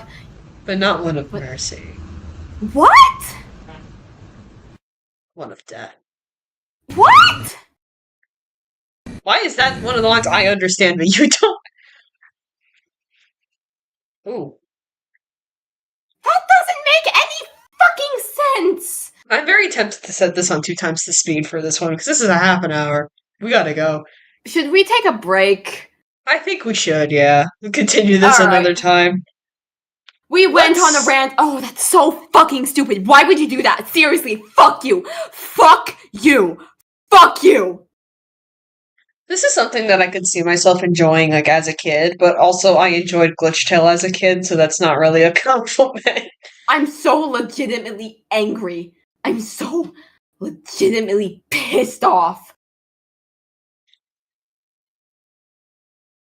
Because, like, it just takes away all of the things that make Sarah interesting as a character. Because, like, she's not really her own character anymore. If all of this really just ties back to this higher power, like... If it was a fucking evil god feeding her shit, ugh. Okay, the best comparison that I can make to this is, bear with me, I'm sorry, but, like, Ford and Bill? And, like... Listen. Is it, like... He fucks that Ford's... triangle. Shut the fuck up! I can see that! You shut the fuck up! No, because, like, everything that happens... this dynamic of, like, what... The third word in shut the fuck up is what Ford did to Bill. Oh my god. I'm going to end you.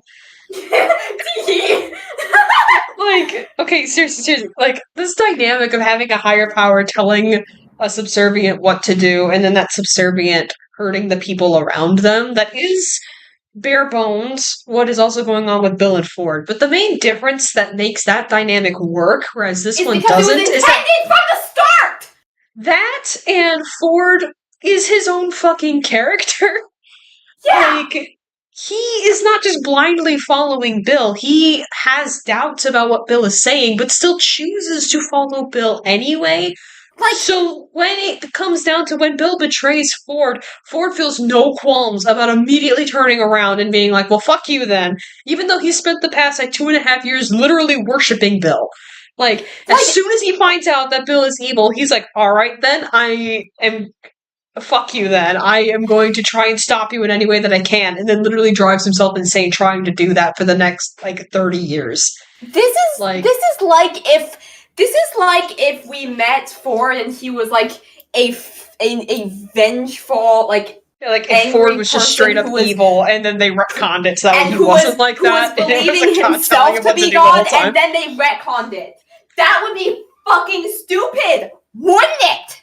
That would be fucking stupid! But that's what Needlemouse did! No, it wasn't Sarah! It wasn't Sarah doing all of these things! It was the evil god driving her insane! No, have her isolation already drives people insane. Isolation will already drive someone insane. Like, Ford is already a good example of that. He was by himself for 6 years. In season 1, like, one of the lines that I like best is where she's just like, I don't care anymore. I love that line because it so succinctly describes what the isolation has done to her. She doesn't care about hurting anyone anymore. She doesn't even care about seeing her family anymore. Yeah, that's the thing that it was right after she said, I missed my family, but not anymore. I don't care anymore. Like, I think your memory's tricking you. Maybe it is, but even then, that's how I interpreted it in the moment, and it's how I'm interpreting it now, and that's why I like it. Like, she has lost the capacity to give a shit. She has completely lost her mind, and all she cares about is inflicting the pain that has been inflicted on her upon those she blames. Like, that is good. That's so good. That's fucking golden. And then he just fucked it.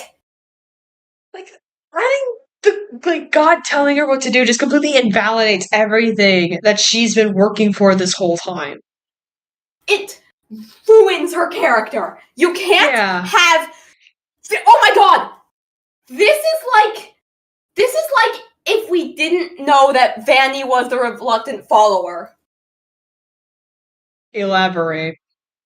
Because Vanny is following Glitch Trap, and like Slash the mimic.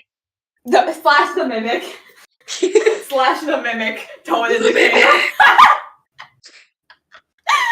But like, when we all went into Security Breach, we knew that Vanny was a reluctant follower. Like, we knew that she was very following obvious. Glitch Trap. It was very obvious. Like, but what if we didn't know that? What if we just, like, what if we met Vanny and she was, like, she was what she is in the Security Breach rewrite by that one person? Like, what if? Kiwi Queen? Yeah, Kiwi Queen. What Okay, if she, let me get everyone on the same page about that. So basically, in the rewrite that Kiwi Queen did for Security Breach, Vanny is not possessed by Glitch Trap. She isn't influenced by him. She is influenced by Afton, but also Afton is not alive, and he is not actively telling her what to do. It is a different form of influence that happens in real life sometimes. And it's really good. Vanny, like Vanessa and Bunny. I feel like they knew that we knew, so they didn't even really try to hide it. Stupidest line in the game. I love it. It's so fucking funny. Okay, but like, imagine if we didn't know the reluctant follower existed. Imagine if we never got that there's no miscommunication stuff from Help Wanted DLC. I think that's I don't where it was remember. from. Imagine if we just met Vanessa / Vanny as she is, and like we saw all of her bullshit. Like, oh, so dizzy. Oh, you killed me. You killed you. Me. You murdered me. Sorry. Just like they did to Sarah. There we go. I'm gonna have to Sonic EXE you about this. Sorry. Damn. But don't worry, there will be a twist that I'm actually following an evil god, so I'm totally redeemed. Fuck off. Bath.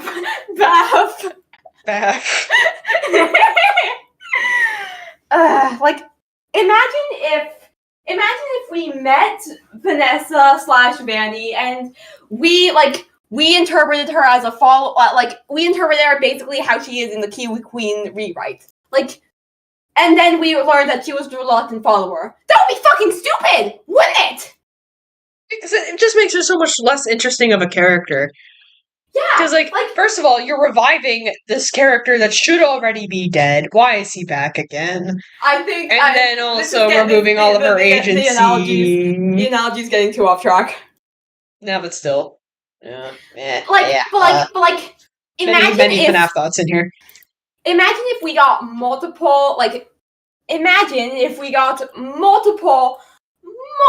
entries of lore showing us, like, Vanny doing her fucked up Vanny shit, and having it be heavily implied that Vanessa is doing this willingly, and then revealing, oh no, Glitch Trap was behind. No, there's this character named. Imagine if Security Breach was made after all of that and revealed fucking Glitch Trap. That would be fucking stupid, wouldn't it? Yeah, like if we didn't get Help Wanted before Security Breach. Vanny's character works because we know she's the reluctant follower. Sarah could have worked if we knew that she was a reluctant, if she was being manipulated by this evil god. Show the evil god manipulating her. Otherwise, it just removes all of the... Because, like, now we don't know which of her actions were from her and which ones were from the god. Like, which ones did she choose to do on her own, and which ones did the gods influence her? Which, actually, I'm going to bring up Ford and Bill again, because that's part of why Ford and Bill works, is because even though Bill is influencing Ford, all of Ford's actions and all the decisions that he makes still come from him. Like, he's the one, like, actively in his body. Well, yeah, Cyford doesn't count. I'm not talking about Cyford right now. I'm talking about Ford himself. But, like, Ford and Fiddleford, like, drifting apart from each other was mostly Ford's fault. Like, yeah, Bill was putting all of these ideas of, like, oh, he's going to betray you. You can't trust him. And that influenced Ford's attitude around his friend. But when it came time for, like, that scene in Journal 3 where Fiddleford is like, please, don't turn on the portal tomorrow. I've done the math like 4 times. Something's wrong. Please don't turn it on. Here, I have all of your research. Just publish this and you'll be famous. Isn't that what you wanted? Like, just take this. Don't turn on the portal. And Ford, who's been being told for at least a month now that Fiddleford was planning to betray him or Fiddleford couldn't be trusted by Bill, he, on his own, decided, you know what? Fuck you then. Either be there or be square. I don't care anymore. And he stormed out of the diner. Or be triangle, yeah. And, like, he stormed out of the diner, and, like, he comes to regret it later, but Bill did not tell him what to do in that moment. That all came from Ford, and, like, yes, it was influenced by Bill. Bill was telling him for, like, at least a month, probably more, that Fiddleford couldn't be trusted, keep a close eye on him, he's going to betray you. So when it came time that it looked like that's exactly what Fiddleford was preparing to do, Ford reacted accordingly, but Bill wasn't even there. Those actions still came from Ford. He has his own agency.